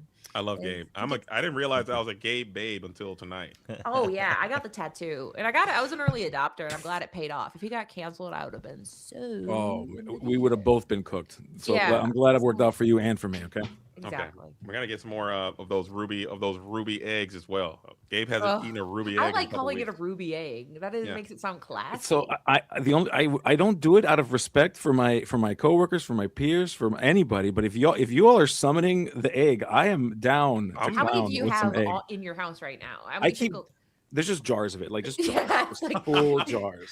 I love how you say you don't do it out of respect to your coworkers and your family. You need to not do it out of respect for yourself. I mean, your own health. His bone density is unparalleled. Do it for yourself. You could hit him with a car, he'd feel nothing because I wouldn't even know it happened. Yeah, it's crazy. It's crazy how that works. Pure egg. Yeah. But did you guys get a chance to catch that last round? Oh yeah, Luke did. He's a producer. Well, he better be. That's true. Luke is like, I said it and forget it. But it was crazy business, and so you're going to treat the audience to a nice dogs mirror match to wind down for the night. Well, we shouldn't be. We are going to watch Lords of Lore versus WCC again, and so it can't be dogs. They just can't play. It just can't be. I think that's what we want. I do wonder if on the flower farm they all have to fight for who gets amethyst because that's kind of like the thing. Well, I guess they all can play it. They all can play amethyst. Somebody can play purple. Someone can play amber amethyst. Someone can play ruby amethyst. They could just all play purple. They're just purple gamers, dude. They all show up and they're like, we're all wearing the same thing, but a little bit different, and that's how you do it. That's what I think was it the Loungers or the Lazy Boys? They play all green last week. Yeah, all emerald in Infinity. 2 discards. That's pretty cool. Yeah. I like that. I like a little bit of theme. Give me some theme, man. I want to see like people wearing like outfits and stuff. I do love that one of your reasons to not ban Tramp is you're like, I just like the theme of that deck. It's so nice to have a theme deck. And like that's Is that not? I just like it that you're like, come on, that's cute. Leave him alone, cute, guys. though? You guys. It really is the only tribal deck, to be fair. You're not it's the only one. Like, okay, what are we gonna do? No one's playing like the Pocahontas deck. No one's playing the Todd deck. Racers, no one's playing the Darkwing deck. Racers. Racers. I can give you that. People are playing like a race theme deck. A race deck. Yeah. Sorry, Katie's canceled. Get this lady a thing. On that note, we're gonna jump over to the action right now, and let's get Katie a shake, and we'll see JDZ. Oh, actually, Blizzard. It's a Shamrock, not Blizzard. Or the one with Oreo. Whatever. It is some happy festive frosted treat. Happy McPatrick. Pixar didn't happen as we see. Oh, everybody, look at that. DLC Richmond winner Fungus on the right side here with world-class cards going up against Zero the Hero, Daryl, for the Lords of Lore. Let's see. Is Fungus on the colors? What is Fungus known to have been playing last? What did he play last? I think he's been playing Emerald Sapphire quite a bit. Oh, are we going to see it? Are we going to see the build? Is it time to unveil it on the ICL? I think he's already played it on the ICL. Oh, fair enough. Okay, well, like after this weekend, because it's a big deal now. Now everyone's taking it seriously again after Ed took down Taipei with it. Yeah, he's finally on Under the Sea. He did not like it in the last format, but there just wasn't enough dogs for him and Sky to want to play it. Yeah, and now there's nothing but dogs. It's all dogs all the time. Oops, all dogs is what it feels like when you walk into a room at this point. It does feel like that. All right, so they're doing their altar, of course, making sure their hands are perfect. Fungus looks like he went with, I believe the number was 4 on that one, which tells me one of those 2 cards is in fact either a Tipo or a Sell the Azurite Sea. Yeah, you normally tend to keep the ramp. If you do not have ramp in your hand, you probably should not be keeping that many cards for sure. I don't think I really ever keep more than 1 non-ramp card. Sometimes I keep the develop. It's up in the air on how feisty I feel. I was gonna say because like Karsten says that the one develop is you send back. Like Karsten says that the develop is not worth it. It's better to just draw actual cards than it is to hold on to a develop. I think he said that if you're running 4, because you could draw 1, but if you're running 3 or less, you could keep it. If I remember correctly. I would still run 4, and I'll happily draw the second develop. I'll play it off the sale I draw, or I'll link it. But makes sense that because if you do draw the extra develop, then you are technically like seeing 1 less card because you have to play it. So like the math actually works out. You don't want to draw the second develop, but yeah, that's fair. I'm just lucky, so I'm gonna hit that ramp anyways. Doesn't matter. You're like I'm just I went ahead and I got myself a couple of rabbit's feet. I put them in my pocket. It is St. Patty's Day, so I got shamrocks. We're good. And speaking of keeping a bunch of feet, we've got the Royal Guard finding its way onto the table here. Yeah, she was like, "Oh, I'm sure you were watching that match." Well, I was getting myself a shamrock shake, obviously. How was it? How was your shamrock? Was it worth it? Was it good? Oh, I did not go get one, but I did eat some cherry ice cream mixed with sugar cookie ice cream to make cherry sugar cookie ice cream, and it was delicious. That sounds amazing. That sounds so good right now. Yeah, my blood sugar is spiking. Please, I love to hear it. Please give me that sponsor, Tillamook. I would love unlimited Tillamook ice cream. One of the best ice creams I've ever had. Oh my goodness. And Daryl with the Amber Amethyst strategy. I think this is now we've seen this a few times tonight on the ICL across the different teams playing this. So this is definitely showing up here, making a show of it in the hands of Daryl. We'll see if we can make a difference as Fungus is doing the thing where he draws a card and is going to probably ramp here if I had to take a wild guess. Yeah. It does tend to be what the deck does. The question is it a Tipo to apply pressure or no, it's not? It's not. It is fine. A sale. Sale's good too. Do we have a 1 drop to be able to shift onto? Ooh, this is maybe a little rough for Fungus, but if he's able to imagine if he had another sale. Be able to sail and play Prince Philip next turn. Most likely he's going to be just on a Cinderella, and then he's either going to play another Cinderella and then go for the full Philip, or use both Cinderellas to sing Under the Sea and develop extra cards. It is a little slower, but he has a lot of catch-up mechanics, and with Daryl here, he's not really developing any threats that don't get hit by Under the Sea. That's exactly what I was gonna say. I mean, Daryl making it an easy path forward to just launch that at some point. We do see Cinderella, the dream come true, finding her way here. So Fungus ramping on 2, ramping on 4, doing blue things, doing sapphire things with sapphire people here. As Daryl is just kind of saying, "Hey, well, I'm gonna play my strategy, play out my line, my 1, 2, 4. Just do what we got to do here to advance it." And the question becomes, will we see the Under the Sea? How disruptive will it be? and will Fungus be able to just kind of flip this thing on his head? That's all this and more coming up on the ICL. Daryl is only at 3 lore. He doesn't want to quest with the Grandmother Willow now. Probably also not the Royal Guard, just because Cinderella can easily answer them. Unless Fungus like represents maybe needing that singer, but he does not really. So Daryl's kind of in a rough spot. Most likely Fungus is going to be playing a John Silver next turn. Zero's just gonna try to hope that there's not that Under the Sea. Ariel doesn't exist, and Under the Sea can't hurt me. It's what Daryl's saying right now. Oh, it's rough. That's rough. But yeah. If it does hit, it's going to hit very hard. But in the meantime, Daryl making a run for it, trying to get as many points of lore out of it as he can, trying to get as much value as possible here, which is all you can do if you feel forced to deploy it. Now, we did see that Tigger bouncing all the way find its way into Daryl's Inkwell, choosing instead to draw a card for that genie. And we see a second Cinderella. 4 + 4 = 8, and that is enough to sing Under the Sea if we have it next turn.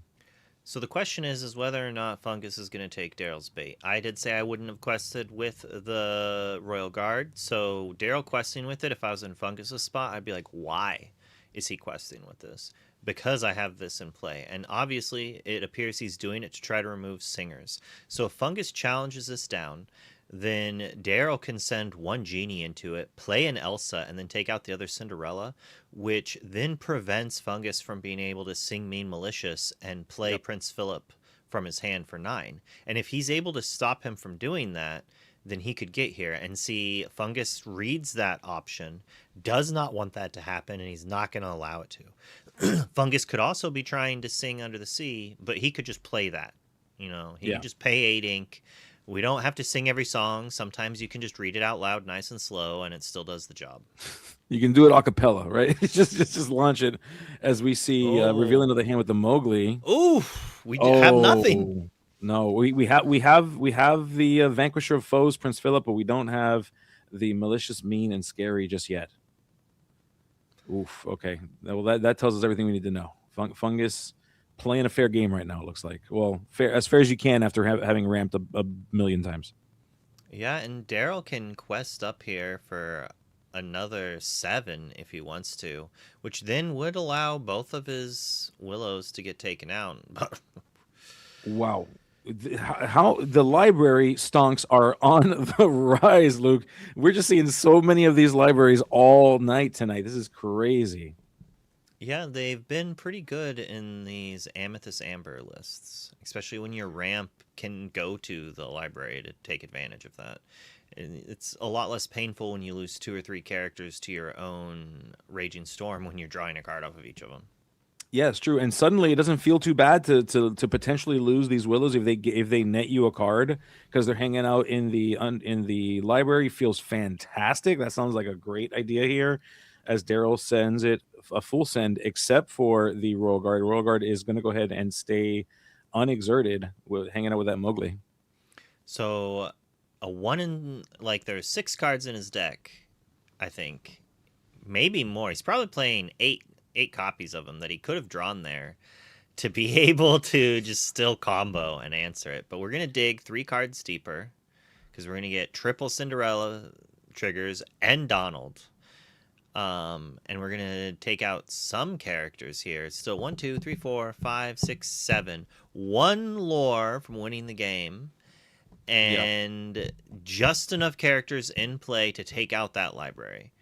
So Daryl could challenge away a Cindy, but then he would lose 1 lore. But then his library gets to stick around for another turn. So it's kind of an interesting spot we're in. Yeah, honestly. Oh, go for it. No, you go for it. You were finishing your thought. Finish your thought. I was just gonna say, there could be a world that we quest all out and then play Raging Storm, and just try to win off the library. But then you get blown out by your welcome. It's a funny thought, but probably not the right idea. Probably not. I mean, that makes the library the poor man McDuck Manor. Is that what we're doing here? Oh my goodness. Yeah. I mean, you got to imagine Fungus being able to filter down and see 3 cards because of playing that Cinderella. I mean, you got to imagine he finds something here. I mean, he's got that Donald Duck to also bail him out, give him an extra card. So he's going to see a lot of cards, but Daryl is going to go ahead and take his turn here. We're gonna see that Another Mowgli. Oh my goodness! If he had it, he doesn't. He did have it. He did have the malicious mean and scary. Oh no! Got ripped right out of his hand. Either the clock didn't start or it just reset. I mean, the time, I think we started like right at the top of the hour. Down. As we see Daryl sending in all the characters that possibly can. We got a lot of characters hanging out of the library, going all the way up to 19. All you need is to let that library live. The game is over. Any one of these characters stays standing, we're going to be going to a game 2. Fungus down, Daryl up. Daryl's got to be feeling pretty good about where he's standing at this. And Fungus, poor Fungus, had the malicious in hand, taken from him, stolen by that Jungle Boy. Crazy. He doesn't even want it. He wants to draw Under the Sea so he can play it and then send everything into the library, and then he gets to live another day. Oh my goodness. Now the question becomes, did we find it? And we do see that we went in for we're challenging into the library. I think we may have found, oh wait, no, it's 4. He just turned sideways. You're welcome our own card to try to get another chance, because we can ink and play Under the Sea. We got 4 cards in our deck to do this game. Oh my gosh, can he do it? Is Fungus gonna find it? Will you find it? All of a sudden, I don't want to call him a hater of it, but did not play Under the Sea. Now it's in his deck, and it's the only way out of this mess that he finds himself in. Oh, you're going to want to wish you said more good things about it, because it might be hiding from you, because it's so sad because of all the times that you said you didn't need it. I mean, he didn't need it. He won that DLC without it. Stupid Tipo. If only Sky had the Under the Sea, right? Oh, leave Sky alone. That poor guy, man. No, the funny thing is, like, both of them, like, loved their improvise, and like it won them games, and like Under the Sea won me games. You play differently based on what's in your deck. You put yourself in those situations. That's that's true. That's a very fair point. As we see, choose your fate. Yeah, you decide, sir. I'm not gonna pick. You pick. The question becomes: did Daryl pick correctly? Does Fungus get another shot at this game? Fungus, show me that ink. Ink a card. If I see ink the card, doesn't mean we found it. Did we find it? We did find it. See. This game continues, folks, and I know it looks dire. I know it looks bad. I can read the numbers. 19 is very close to 20, and 0 is still 0. But Fungus said, I ain't heard no bell yet. Let's see what happens. He has 6 more copies of Under the Sea and Mean, Malicious, and Scary. We know he has a Prince Philip in hand. So we can at least do one more board wipe. So without an additional library, but if Daryl could just play a library, then he has to have your welcome. Yeah. Oh, as we see a Sven coming in here, this is pretty big. Sven's going to be able to deal with the Donald Duck. It's going to reduce the ability for Fungus to just draw additional answers. Fungus is needing to get as many cards from the top of his deck, looking for things like Basil, looking for things to deal with problems. Daryl identifying that could be an issue, saying, well, I need to play more than one character each turn. So here's an Elanwi, just in case you get a little dicey there. So the interesting thing here is Fungus now just needs to only play Mean Malicious. He doesn't even need to play the Prince Philip. So if we have a Mean Malicious, we can sing it and then deploy threats and then hope to keep going. If we hit like a Visions here or something of the sort. Yep. And that Donald Duck not having access to it, that's one less card we draw. You always wonder if I'd seen one more card, would I have gotten it? Oh, Fungus making Cinderella dance at the ball there for a second, up and down. Oh, it is Malicious, Mean, and Scary. Fungus continues to survive. Fungus will continue to play this game. We're trying to win the game, I think, at this point. We don't. That's we must have another Prince Philip in hand. Like, my prediction is that's another Prince Philip in hand. Yes. And so he's like, whatever, I need a quest. Like, I know I didn't need it to win, but I need to get it out there. Yeah, speed is the name of the game. The name of the game is speed. We see Fungus with is that a single card in hand? I think that's a single card in hand at this point. Oh my gosh, Daryl, what do you got, man? Keep throwing the threats down. Don't let Fungus get ahead of you. What do you got? We see the Cheshire Cat. If Fungus top decks Mean Malicious, and that is a Prince Philip, he wins this game. Library. Yeah, so choosing to ink the library, seeing that we have enough strength on the table to deal with it, not as impactful as it could be. And deciding we're going to put characters out and hope that you can't deal with these characters while they're still standing. I just need one to survive. Fungus out of answers, folks. Not that would lucky. have been wild if he'd gotten all the way to 20. Woo! Like, so cool. He had, if he had shifted Prince Philip, that would have been 10 lore, and he would have won over 2 turns. So had he top decked the Mean Malicious, and already had the Prince Philip, he could have won that game. Isn't that which crazy? would have been a reason to play that library. But I understand why you don't, because if you only play one character, he challenges the library and plays like a Hades, and you're like, no. Right? Yeah, you're basically just giga cooked at that point. You're just done. You're just done at that point. But Daryl is going to get the ability to say, hey, I won one. Yay. Congratulations, Daryl. You've got one. Fungus now needs to come back and have 2 victories here back to back in order to lock this up 3-0 for world-class cards.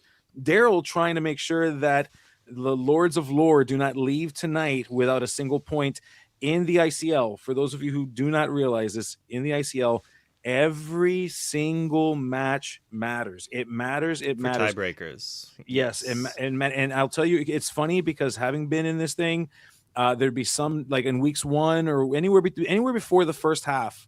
During the first half of the season, you're like, it's not that big of a deal. And then as you approach the end of the season, you and your teammates start to say things like, if only we had won just that one more game. And goodness knows I've said that way too many times over the last 2 seasons. I'll tell you what. Yeah, I was thinking the same thing. I'm like, all right, so if we 3-0 every team you play, and this other team loses every time, there's maybe a chance we get last place in Top Cut. Like, I will tell you, playing in the ICL makes me wish that every tournament was round robin. Okay, because that'd be so good to always feel like you have a shot, to never just be like, well, I'm X2, I'm out. What's the point? I'm just gonna leave. I mean, that was. Do I have a format for you? Have you heard of Best of 2? Because that's what that feels like. If you don't want to know whether or not you're actually out of the event, I day 2 DLCs that not even halfway through the day, I was like, oh, I'm not in. But I kept playing. And then I just didn't lose and somehow got in. Like, it's crazy. But that's what they want. They want you to keep playing, so I kept playing. It was nuts. And Best of 2, rest in peace to Best of 2. We miss you. We hardly knew you, but we missed you as we see a Royal Guard finding its way onto the table. I don't know if I miss Best of 2. I don't know. There was things. It was charming. There was things about it that I thought was pretty charming. There was things I liked about it. There was things I didn't like about it. Don't get me wrong. But there was things I liked about it. I mean, it had some positives to it as well, for sure. Yeah, definitely fast. A little bit faster. You were able to get through more of the tournament. So it did feel good to be able to get, like, day 2 was actually day 2 and not like 2/3 of day 1. So Fungus, having that traditional start, but this time with a Clarabelle shift line active. Daryl having the scary, like, I have a Demona and you're not going to like it opening.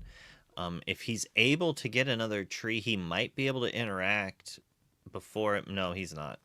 He can't interact. Yes, we see Donald Duck, a nice way to draw more cards to get to more answers for Fungus. Ideally, if we don't have an answer to this, as we see Daryl getting ready, getting geared up here. We are, in theory, also ramping here because of that Grandmother Willow. So let's see, what will Daryl use this discount for? Getting a discount on characters is a pretty good feeling. I love a good discount. He needs to play Isis right now and then take out this Clarabelle. Yeah. Before Clarabelle shifts and Donald Duck sings "You're Welcome." It is not an ISIS. It is, in fact, another Grandmother Willow. So we'll be getting another discount, and we'll be able to squeeze in a Cheshire Cat. Looking at this, we do have quite a few characters on Daryl's side of the board. We've got some cool characters here, but we're not really dealing with the future problems that Fungus is presenting himself with. Fungus setting himself up for a pretty significant turn. If we do have that Clarabelle, if we do have a You're Welcome, this could be pretty bad and the beginning of the end for Daryl, as Fungus starts to spiral with the answers. So, interesting play here. Daryl is just emptying his hand to make it so it's like, fine, if you have the Clarabelle, I'm going to force you to have the You're Welcome. Because if you don't have the You're Welcome, it's not going to matter as much. We did draw the card off of the Donald Duck, so that is relevant for getting cards out of hand. If we have the You're Welcome, we get to draw 4 cards off this Clarabelle. If we have an Under the Sea, that's also real rough. But we have the You're Welcome. Okay. Yep. So just buying ourselves the ability to get more cards in hand. Fungus using the You're Welcome and the Clarabelle to just draw more cards. If you have more answers, if you see more cards, generally speaking, you feel like you might win it.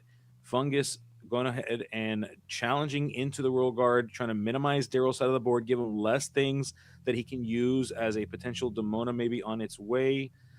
Try to reduce the value of those characters, make it harder for them to deal with him. We see the cut. We see the draw. If we see the Demona here, it's just gonna exert characters and not really do much. We don't get to draw cards, which really takes down the bonus from the Royal Guard. Like, we needed to be able to draw like 3 cards off that to be able to do something. We'd still not be enough to take out this Clarabelle. Yeah, for sure. And as the players are thinking about it, I'm seeing in the chat people talking about best of 2, best of 1 even in some locations. I'll tell you, I recently started playing another game just for funsies. In fact, I went and did a pre-release for another game last night. And did you know that a lot of other games actually do best of 1 for like their locals? I thought that was crazy. Yeah, it's like the worst thing ever about Bandai games and Pokemon. I first experienced it playing Pokemon. I found out you could like buy the entire like format for like $300. Yep. The only benefit to scalpers, if you believe it or not, like if people are going out of their way to buy all the product off the shelves and open it, the singles just become dirt cheap for a majority of the cards unless you want like a really cool version. So if every playable card had an enchanted, then the normal versions of those cards plummet in price because of how much are getting opened. So like if you're a tournament player, that is a positive. That is one nice thing. It's good for the company because they're selling a ton of packs. It's good for people who like to open packs because it's profitable-ish sometimes if you open the enchanteds, if they're guaranteed of sorts. But it could also be a big negative there if they're not guaranteed. But as a tournament player, it makes it much cheaper to play, and I like that aspect.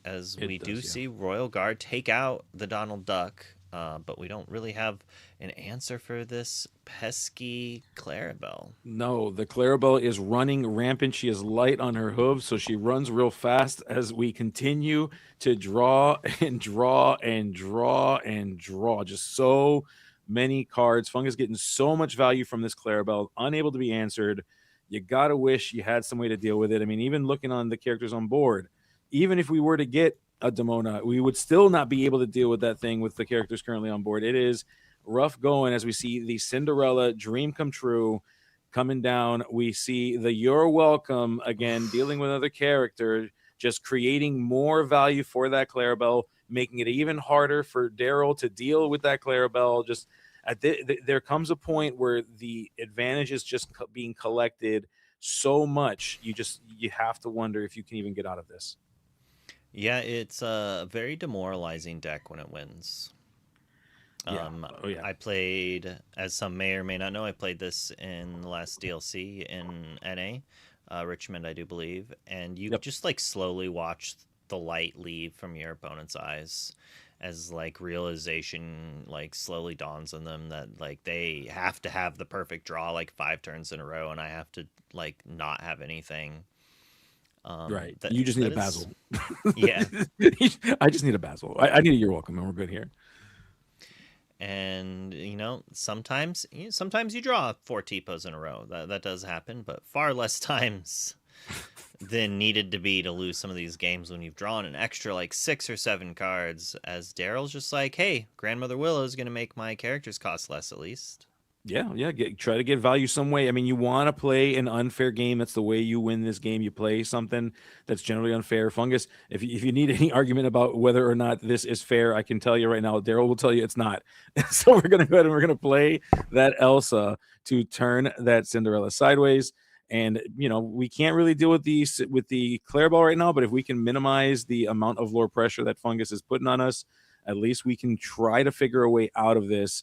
As Fungus gets his turn now, I do believe this is the first turn that Fungus does not get to draw additional cards from that Clarabelle. So yay, yeah. I guess, question mark. You're welcome is still like, there's still outs, Gabe. Come on. Yeah. Don't it might feel bad to lose this deck, but it feels great to play the deck. Honestly, you just get to draw so many cards and you have so many choices that all are almost really good. It's super fun. The format has gotten a little bit faster, so you do have a couple other lines you need to take, and like the powerhouse John Silver here to kind of help you stay in the game just a little bit longer against these aggressive archetypes.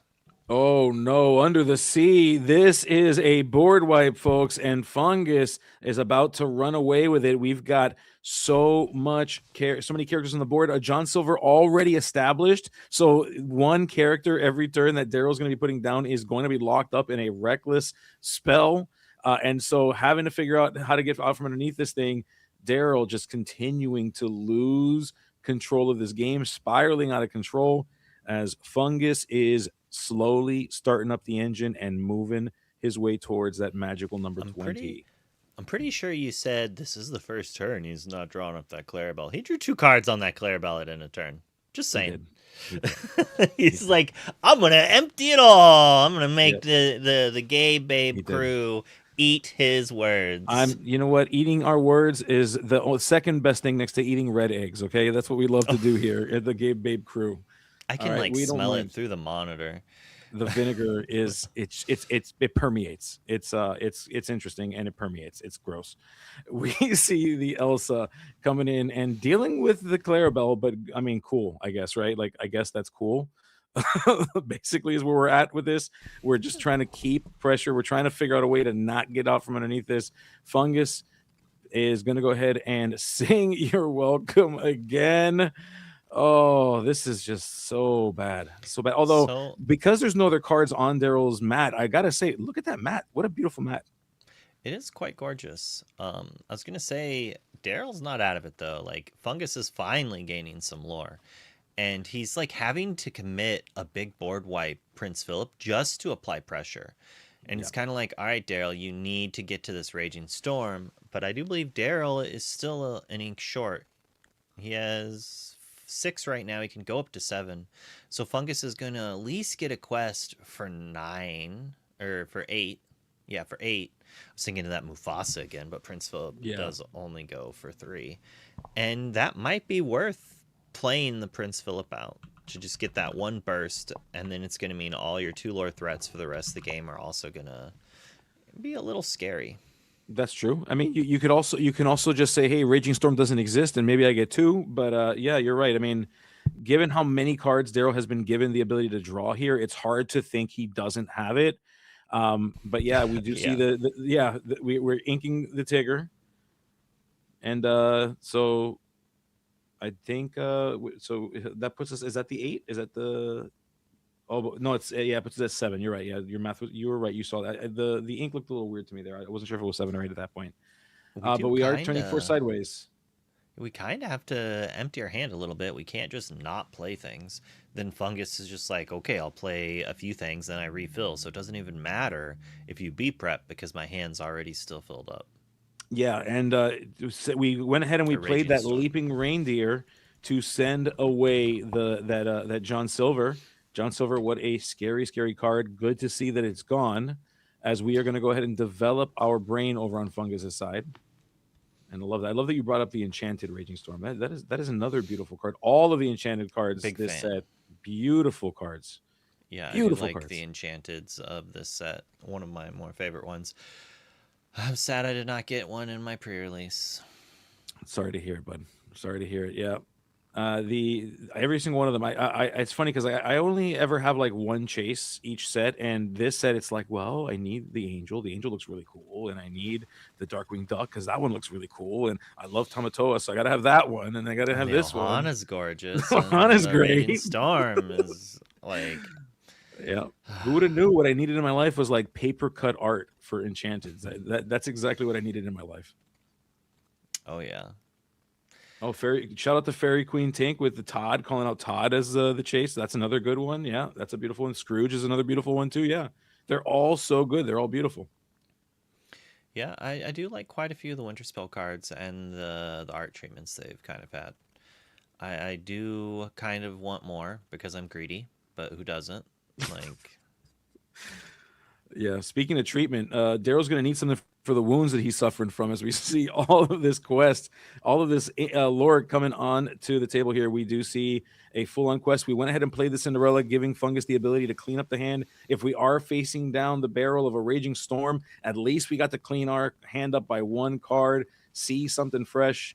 And the question becomes, does Daryl have it? And I would have to think that Daryl has it. I would have to think as we ink to 8, and of course we have it. Not enchanted though, but we have it. It is the Raging Storm that will take up Daryl's entire time, but probably really, really well worth it. Yeah, so let's see what Fungus has to follow up. He did ink another Prince Philip last turn, another high threat and answer. So what do we have ready for right afterwards? Another one? I mean, that's 9. It looks like, if my math is right, it looks like he handled 9 ink. That he's 3, 6. We're doing multiples of 3. That's hard math for me, but that is 9. As we play that Prince Philip, and 3 ink more geyser for an ink geyser. You monster! You're a monster, Fungus. Oh. Now the game is probably over. It You're might not have monster. been. Oh. So this really wasn't played in the last DLC. There was 1 or 2 people kind of on it, but like no one else was really on it. And I'm assuming that this is the scenario that it's good for against like the Blurple decks or any Raging Storm deck, really. There was one person in Richmond that I think made top 32 or 16 with an ink geyser build. I think it was one person. Okay. If I remember correctly, it was a single ink warrior, a single geyser warrior. As we see the Clarabelle finding her way down there, just oh goodness gracious, Daryl having to start all the way over was lucky enough.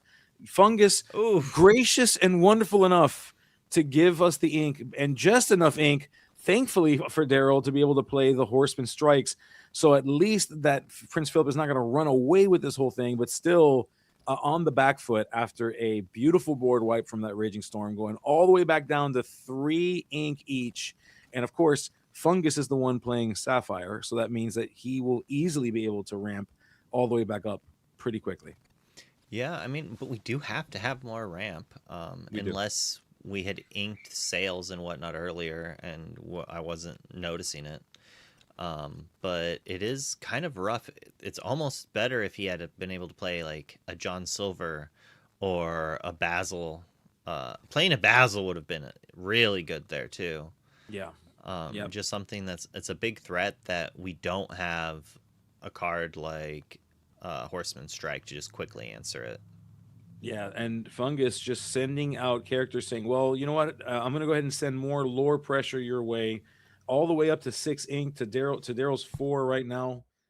Just taking advantage of this huge differential. We do see that Ohana means family. Ohana means family means that there needs to be characters for it to be useful. So it goes into the inkwell. We're going to play a Willow that lets us play a Genie, trying to catch up on that battle, trying to make sure that a Fungus is able to turn that Prince Philip sideways. And hopefully he doesn't have a shift for that thing, but that's I can't imagine he doesn't. But if he does, it's going to hurt. So Daryl is 4th one. It would be, yes. As we shift, we do have a shift that isn't the Prince Philip, but it is a Clarabelle, and we did give Daryl a ton of cards when we ink geysered him. So Yeah, this is. Yeah, I was gonna say, are we just questing anyway? Oh, we're singing under the sea. Oh no, you're a monster. You're a monster, Fungus. You're terrible, and I love every second of this evil. He's a acting mean you're performing. one, Mr. Fungus. He's a mean, malicious, and scary one. In fact, we Perfect. see On brand song even. Yeah, exactly, exactly. As we see here, Fungus, the animal, the savage, the monster, devourer of ink, eater of characters, sitting here with just all of the hand and enough ink to do some pretty scary stuff, even after having deployed that ink geyser. Looking at the state of the damage for which he has caused, behold my field of monstrosity.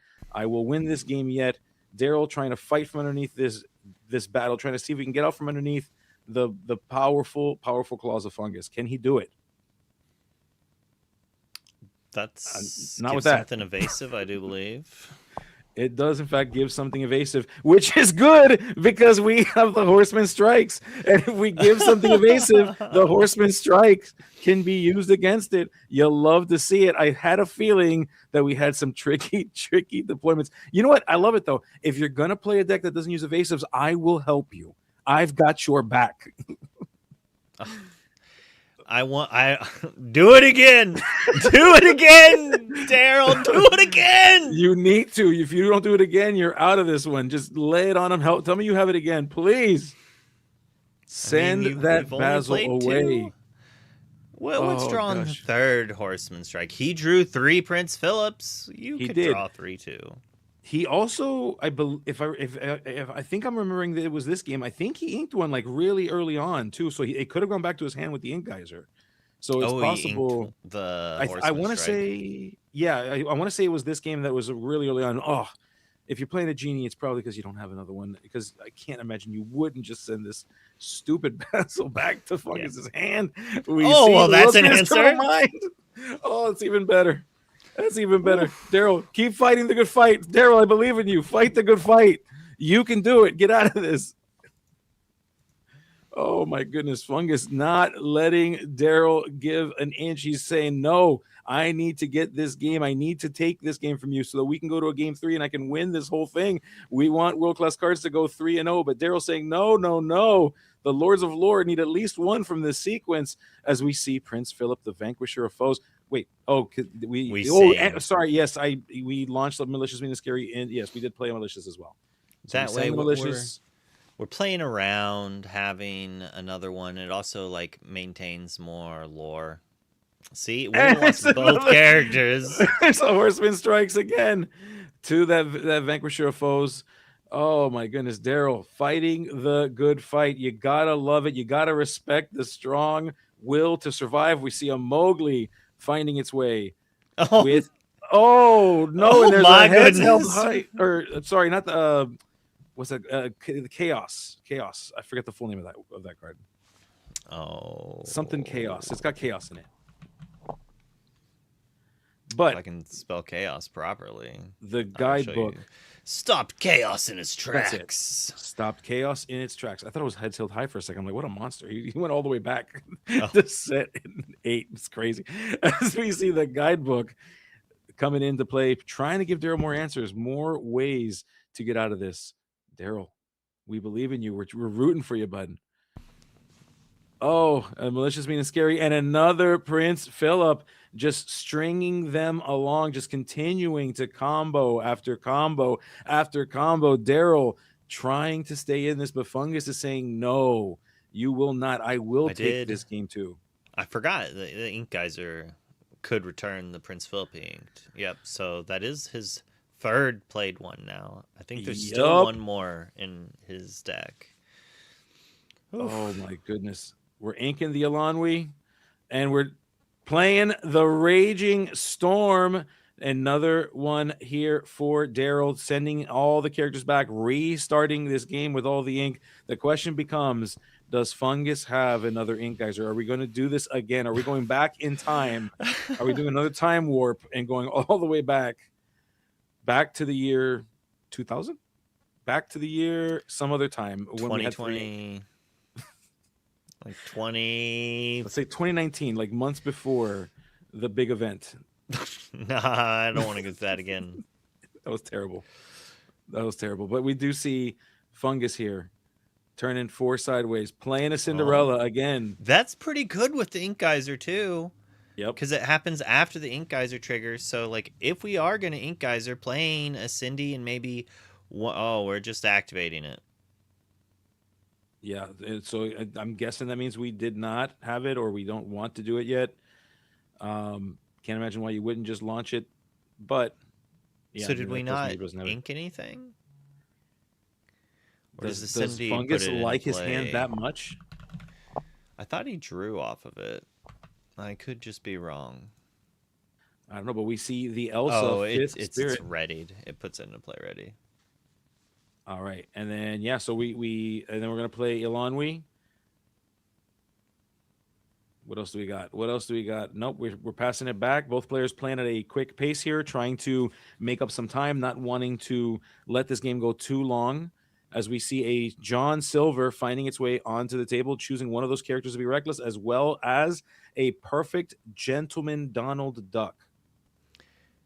Well, I thought Fungus had this in the bag, but Daryl did a pretty good job of just not getting got, and is now kind of in a situation where if he plays another Raging Storm, he's perfectly fine. Like, I think he's in a great spot. Yeah. Daryl can still get out from underneath this. That's the crazy part about all of this, is that he can still find his way out after after having his ink eaten up, gobbled up, put into his hand. He's going to go ahead and quest with the Elsa, and he does in fact have that Raging Storm, sending all those characters back, and he's going to force Fungus to play more characters, try to reestablish presence. The question becomes, how much is left? We know Fungus was sitting with 2 cards in hand. What are they? What are these 2 cards? Yeah, tons of ink. We're drawn, so Fungus has 3. We launched a Clarabelle. Wow. Oh, don't mind if I do. 3, 4, 5. Looks like he drew 5 cards off of that. If my math is right, just 3, I think. Was it 3? Okay, so I guess he was. Yeah, I was looking at the number of grabs. Okay, so 3 cards from that. Holy moly! What a top deck! That Clarabelle coming in clutch, potentially bringing Fungus all the way back into this game. And that's the worst part about Clarabelle, is that you don't really know how bad those cards are until he starts deploying them. But you just have to assume that every card is the best card he ever did. And the threat density is so high. Yeah. That's the absolute worst part about this color pairing. Just so many answers. It's more answers than it is anything else. As we see an Elsa, 5th Spirit, freezing up or locking up that card, playing a Woodchuck's Guidebook. What else do you got? Pretty good. And we're not going to be activating that guidebook yet, because we don't want Fungus to draw cards. So it's like we deploy it, we put it out there, maybe we have a Demona to play next turn, and then we draw cards, and then we can activate again. But Fungus says, I'm going to keep drawing cards and deploy a threat that slows you down, lets me gain lore, and if you don't answer it, is going to then take away the few cards you have for the next turn after trying to deploy enough cards to turn off the Clarabelle. They're quite nasty together, honestly. Yeah, it is something to behold, as Clarabelle goes on a quest, sending Fungus to 14, putting us into the danger zone here, getting ever so close to the final moments of this game.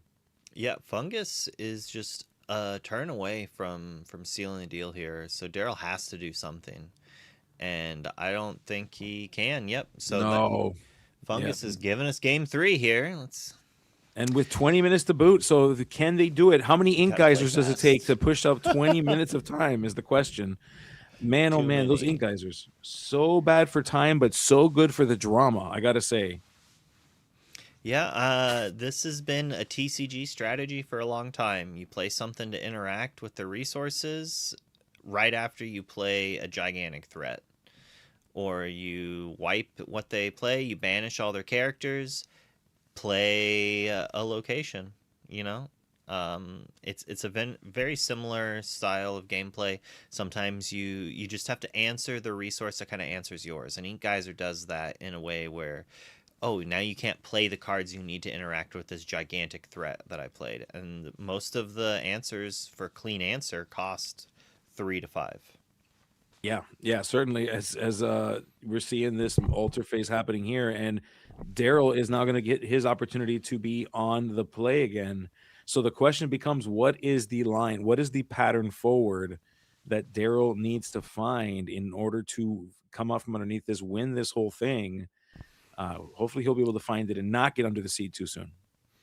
Well, having multiple Mowglis was a pretty good way to kind of do that in the first game, I think. But yeah, those kind of came in clutch. Those were pretty good, pretty solid way to deal with them. I mean, and not only that, but they were so well timed too. Like grabbing malicious means and scaries, grabbing. I believe there was an under the sea that was grabbed as well at one point. I mean, it was just so well timed, well placed. Fungus had an answer for something that was about to happen, couldn't happen because he'd drawn it off with Cinderella, and just that was solid. So if we can get a repeat of that, I think Daryl will be in a good spot. Daryl, of course, being on the play, as we like to say here, and really everywhere that you play Lorcana, the play draw disparity is real. So but it's not 100%. Do you think Fungus just had the sick nasty read and was like, Daryl's got a Mowgli, I'm gonna ink my out. I'm gonna ink it to the Cinderella because I know he's gonna take it. Like he's too excited. Oh my gosh, yes. And then you can just Ink Geyser and grab it back. Why the heck not? Just say, hey, this is a Mousecatool for later. We'll just grab this thing at another time. Which Mousecatool are we going to use? Oh, Hot how about dog. we turn all of their ink to their hands? That's the perfect Mousecatool. Oh goodness, great! Yeah, I could just see the little wheel popping up over Fungus's head as he's like launching the Ink Geyser. It's like, all right, it's like Ink Geyser, Tipo. You're welcome. Yes. Which Mousecatool this time? Okay. Oh goodness gracious, yeah. And Fungus, I gotta say, I love you, buddy. I'm kidding. I've been calling him a monster and all kinds of bad stuff. I just want to be clear. I love Fungus, and I've got nothing bad to say about Fungus. He is such a good dude. As we go ahead and we eat that Donald Duck. Listen, I'm one for theatrics. I can say something bad about him. He beat me. No, that's come on. We You're not allowed to beat me. Everybody beats us at some point. At some point we all get beat. It's okay. Oh yeah, the best players in the world, they have lost more times than most people have played games. That's just the way it is. No one's perfectly undefeated, and you have to learn how to handle losing as well, which is why I need to learn that still. I'm just a sore loser, obviously. And shout out to friends in the chat who says he actually, in fact, has a lot of bad things to say about Fungus. So I'll let you take that up with him yourself. Fungus is pretty tall. You can deal with that. As we see with that Mowgli, so many choices, sending the Ink Geyser into the discard pile. Well, I'll have to ask him that because he's going to be one of the guest casters next Tuesday. Who's that? Friends? France. Nice. All right, I love that guy. He's so cool. And I'll let him fight with him and Fungus. I'll let him deal with that. That is play sale, ink sale, ink sale. After discarding Ink Geyser to the Mowgli. Ink, that's another thing Ink Geyser does. It jumps in front of Mowgli to protect your better cards. I'm telling you, Ink Geyser, so good here, so good. It's a Mousecatool of many uses.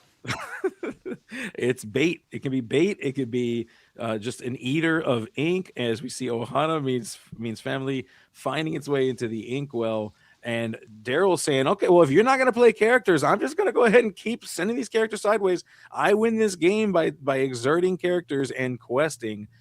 Fungus, if you want to keep doing this ramp thing, listen, I'm down, dude. You keep doing it. Well, he says, okay, that's fine with me.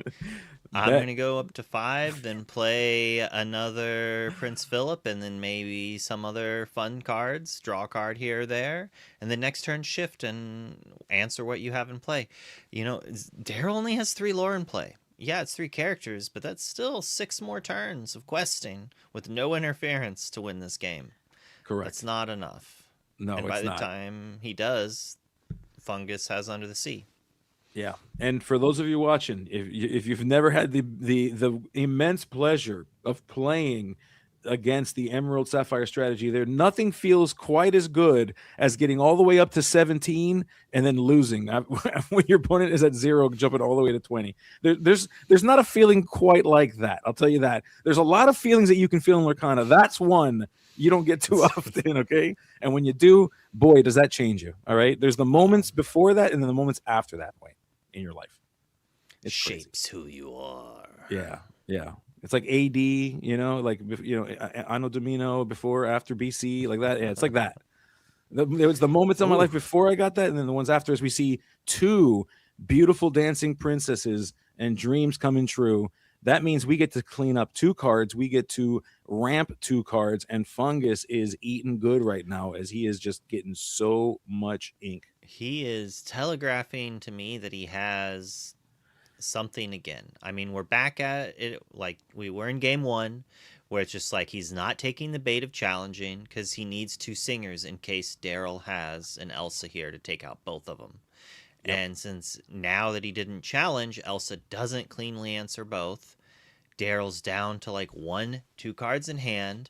If Fungus sings Mean Malicious and just plays the Prince Philip for full cost, Daryl's in a really rough spot because, sure, he could save a Horseman's Strike to answer it, but he lost all of his pressure, and he doesn't have very many cards in hand. And Fungus is also going low in cards on hand, so playing a Demona isn't going to matter much if you have no characters and you're also drawing your opponent the equal amount of cards. Yeah, and Daryl kind of seeing the writing on the wall is saying, well, if you're gonna mess with me, I'm gonna get as much value as I can get at this point, going all the way up to 10, setting himself to halfway through this story in order to try to wrap this thing up.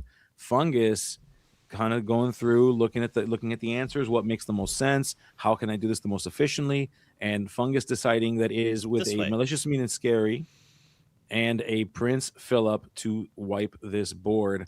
Gonna go ahead and take that free quest with that Cinderella, and the beginning of the end has just begun. Fungus may close it up here if Daryl has nothing to say. Yeah, it's a pretty solid play here. If we just had Under the Sea, the Tigger's still left around. It could then challenge one of our Cindy's if need be. And Daryl's kind of in a spot where he's still away from Raging Storm, which he signals he might have one in hand by just inking and passing. Oof.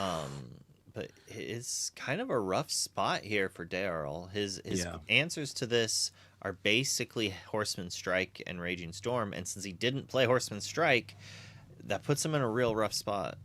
Yeah, I mean, it's you're 100% right. I mean, it does feel bad to put characters down if you know that your goal is to wipe the board. You might want to save them for later. We know that Daryl's got very few cards left in hand, trying to make sure that we utilize those resources efficiently. And again, Fungus is currently sitting at 1 lore, about to go up to 6 after this turn with a full quest. So, Daryl probably feeling a little bit safe right now, saying, well, okay, it's not the end of the world. As long as I can get rid of these characters, you go ahead and you quest up, we'll be fine. And so Fungus is going to play Stop Chaos in his tracks to prevent that Raging Storm from being very valuable, and to be able to redeploy that Cinderella, reuse it, and to be able to ramp again and clean his hand up one more time. So reducing the value of that Raging Storm here, very, very smart play. Oh, yeah. And, kind of filtering away some of the bad cards while, we're ramping, we're digging towards a card like Clarabelle. And since we are getting this extra ink, we could just play Your Welcome on something and then play the Clarabelle if they develop any more characters into it. Most likely we're just questing and passing, but we might play the Cinderella here beforehand. But it kind of depends on how powerful my hand is. If my hand was like super powerful, I'm much more apt to want to just play the Cinderella because I don't care. But if I don't have a really strong hand, I'm much more apt to want to hold it. Yeah, certainly. And, what we're seeing here finally is the deploying of that Raging Storm, sending those characters away. So Fungus, with those couple of turns, really only able to get all the way up to 7. So it wasn't a huge turnaround, but still getting up there, moving closer to that 20. as we've seen now a few times, all Fungus needs to do is launch a wild character followed by an ink geyser and completely change the dynamics of this game. Daryl is trying to hope that this board wipe represents a new beginning. Fungus playing that dream come true. Cinderella and a Donald Duck Perfect Gentleman, a great way to keep cleaning up your hand, to keep adding more resources to it, and to get yourself closer to winning this game. Yeah, Donald Duck is just going to keep feeding Fungus cards, as you're saying, and it's quite frustrating playing against it because you know that their cards on average are better than yours and they can afford to play them. But we're not letting it happen.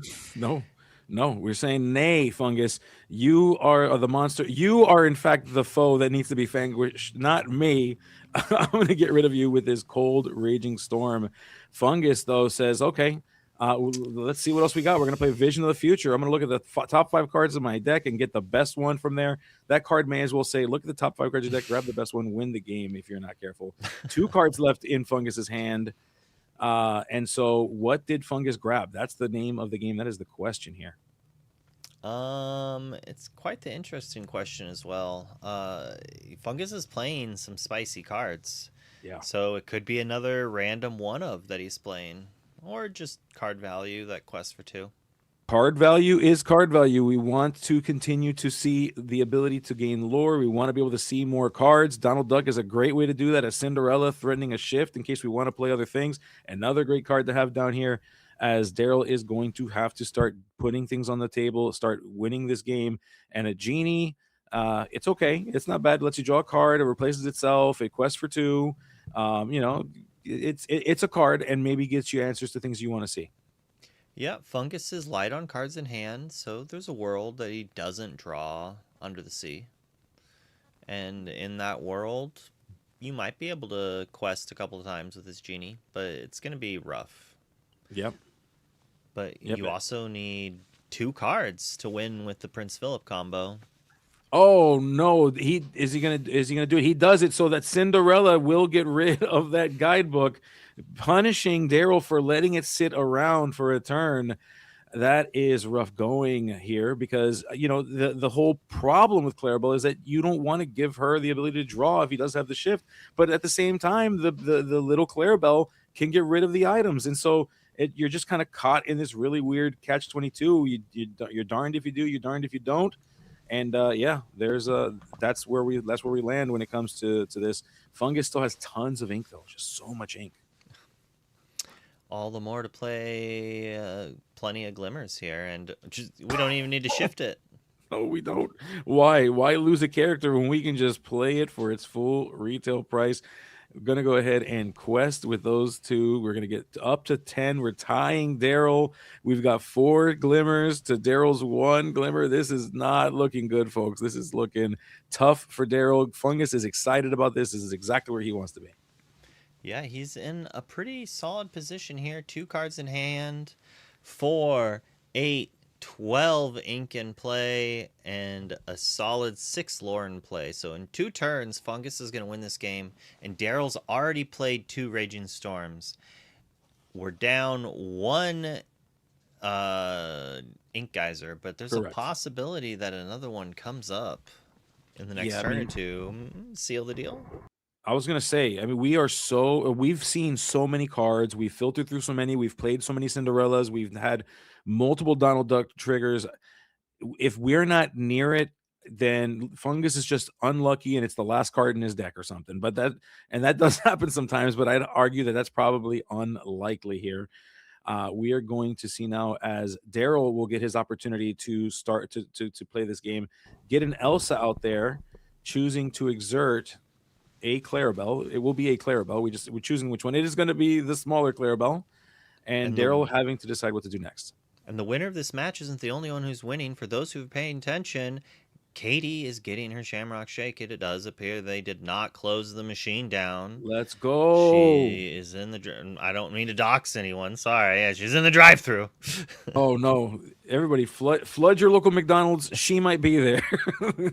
Wherever you may be, she could be anywhere in the country. Go to your local McDonald's. She might be there, folks.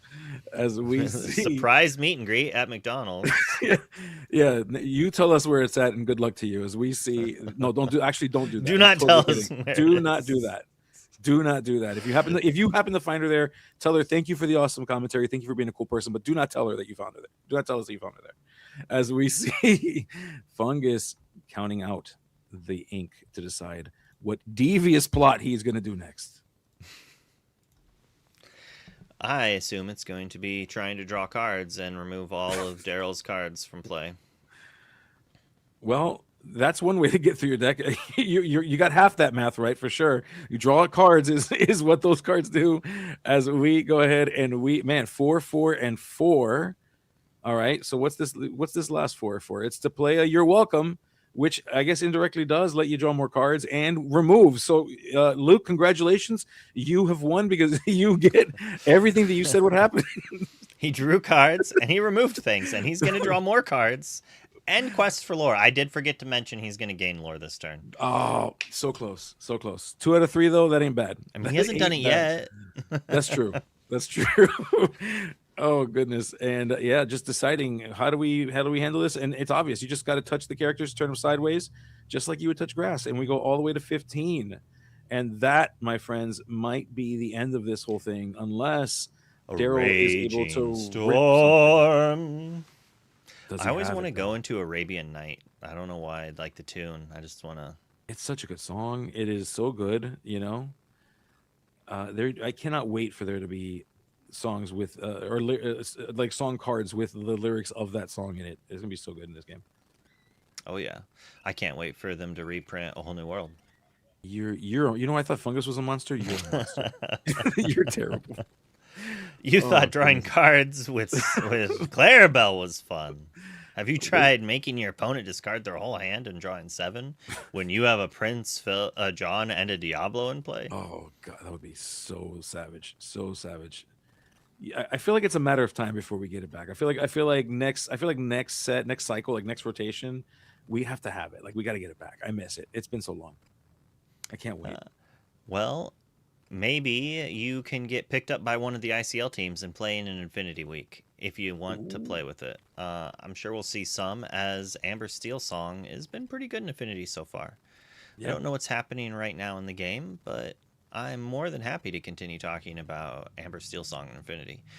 Playing Cinderella on turn 1 and then storming your opponent's character on turn 2, drawing a card, playing another singer, knowing that you have 2 characters that can sing removal on the next thing your opponent does, playing Cinderella or Ariel, and then being able to come back. Oh, I think that's it. Yeah. I think that's a concession, and Fungus takes this to give a 3-0 to world-class cards. World-class cards with a 3-0 today, doing very well in the season so far. They want to come and take Enter the Battlefield's crown. They are done with the evil reign of Enter the Battlefield's 2-time championship victory. World-class cards here to show and say, friends, that was a thing of the past. They might be the ones to take it unless your ICL team comes and stops them, friends. That's right. Make sure that you stay tuned and watch as we have here our victors in world-class cards. Congratulations to them. Congratulations to Fungus. Congratulations to Gator. And who was it that played? I know J-Bomb's a part of the team. I don't think he did not play today. I forget who the third person was that played. J-Shaft. J-Shaft. I love J-Shaft. How can I forget J-Shaft? Yeah, absolutely. J-Shaft. He's so cool. I like him. Yes, all 3 of them. Yes, sorry, Rascal Adams. We see you in the chat, buddy. We love you. But good games to them. Fantastic, well fought, hard fought. And yeah, just man, what a great sequence of games. And Luke, thank you for allowing me the pleasure of watching those, because I love watching Lorcana, and those were fantastic games of Lorcana. It was my pleasure. But we are going to be wrapping this up soon, as there is some stuff that needs to be done. But it's always fun to cast with you, Gabe. I just wish I didn't have to do production at the same time, but alas, it's also really fun to do production. So I don't know. It's double-edged sword there. It is, yeah. It is a lot of fun. Yeah, whenever I get to see Stefan do it as well, like it's like there's like a beauty to it, like and it's like this unknowable thing. Everybody watches it, they see all these graphics, they see all the numbers moving around. People just assume it's magic. It's just magic. And it's like, no, it's not magic. It's to them it is, and it is Disney, so it should feel magical. But it's Luke, man. It's Wonderland. It's Wonderland doing the things behind the scenes, making it all work. So, and Willoughby's in the chat. I love her. She's so cool. She said I'm talented. I needed to hear that today. Thank you. I appreciate that. She's obviously a gay babe. She is a gay. Yes, she is a gay babe, and we love her for it. And I'm a bee's knees. Is that what? Can I take that? Can I use that one, or maybe we need to workshop? Let's workshop that. Let's workshop bees. I don't think it's bee's knees. We'll workshop that. Yeah. Willoughby's is clearing it. Bee's knees is it. I am the first bona fide member of the bee's knees. I love it. We're here for it. Yeah, but she hasn't told you yet. You have to get tattoos of bees on your knees to join the club. Ooh, I'm down. I love a good tattoo. I'm okay with that. Let's do it. We'll go get some flash. We're gonna raid Love and Lorcana here in just a few seconds. So make sure to say hi to them and check out what game they appear to be playing here. Looks like Amethyst Amber versus everyone's favorite Ramp deck. I don't know what the second color is. Ramp deck. Let's go. We'll be back again tomorrow, and I do believe it is the Friendly Neighborhood versus the Emperor's New Crew on the feature match. We also have the Lucky Dimes versus Select Few, Ink and Lore versus Triad, ETB versus the Salty Ducks, the Lorcana Lazy Boys versus the Sunflower Illumineers, and Impact TCG versus Ink Inc. Tons of fantastic matches to see there, and I will be streaming some of the background matches throughout the week on my channel in the morning as well. I think tomorrow morning, Brent and I will be doing some Nash Canna matches, I do believe. Very cool. Hopefully I'll see you all later, and have a fantastic night. Have a good night, everybody. Say hi.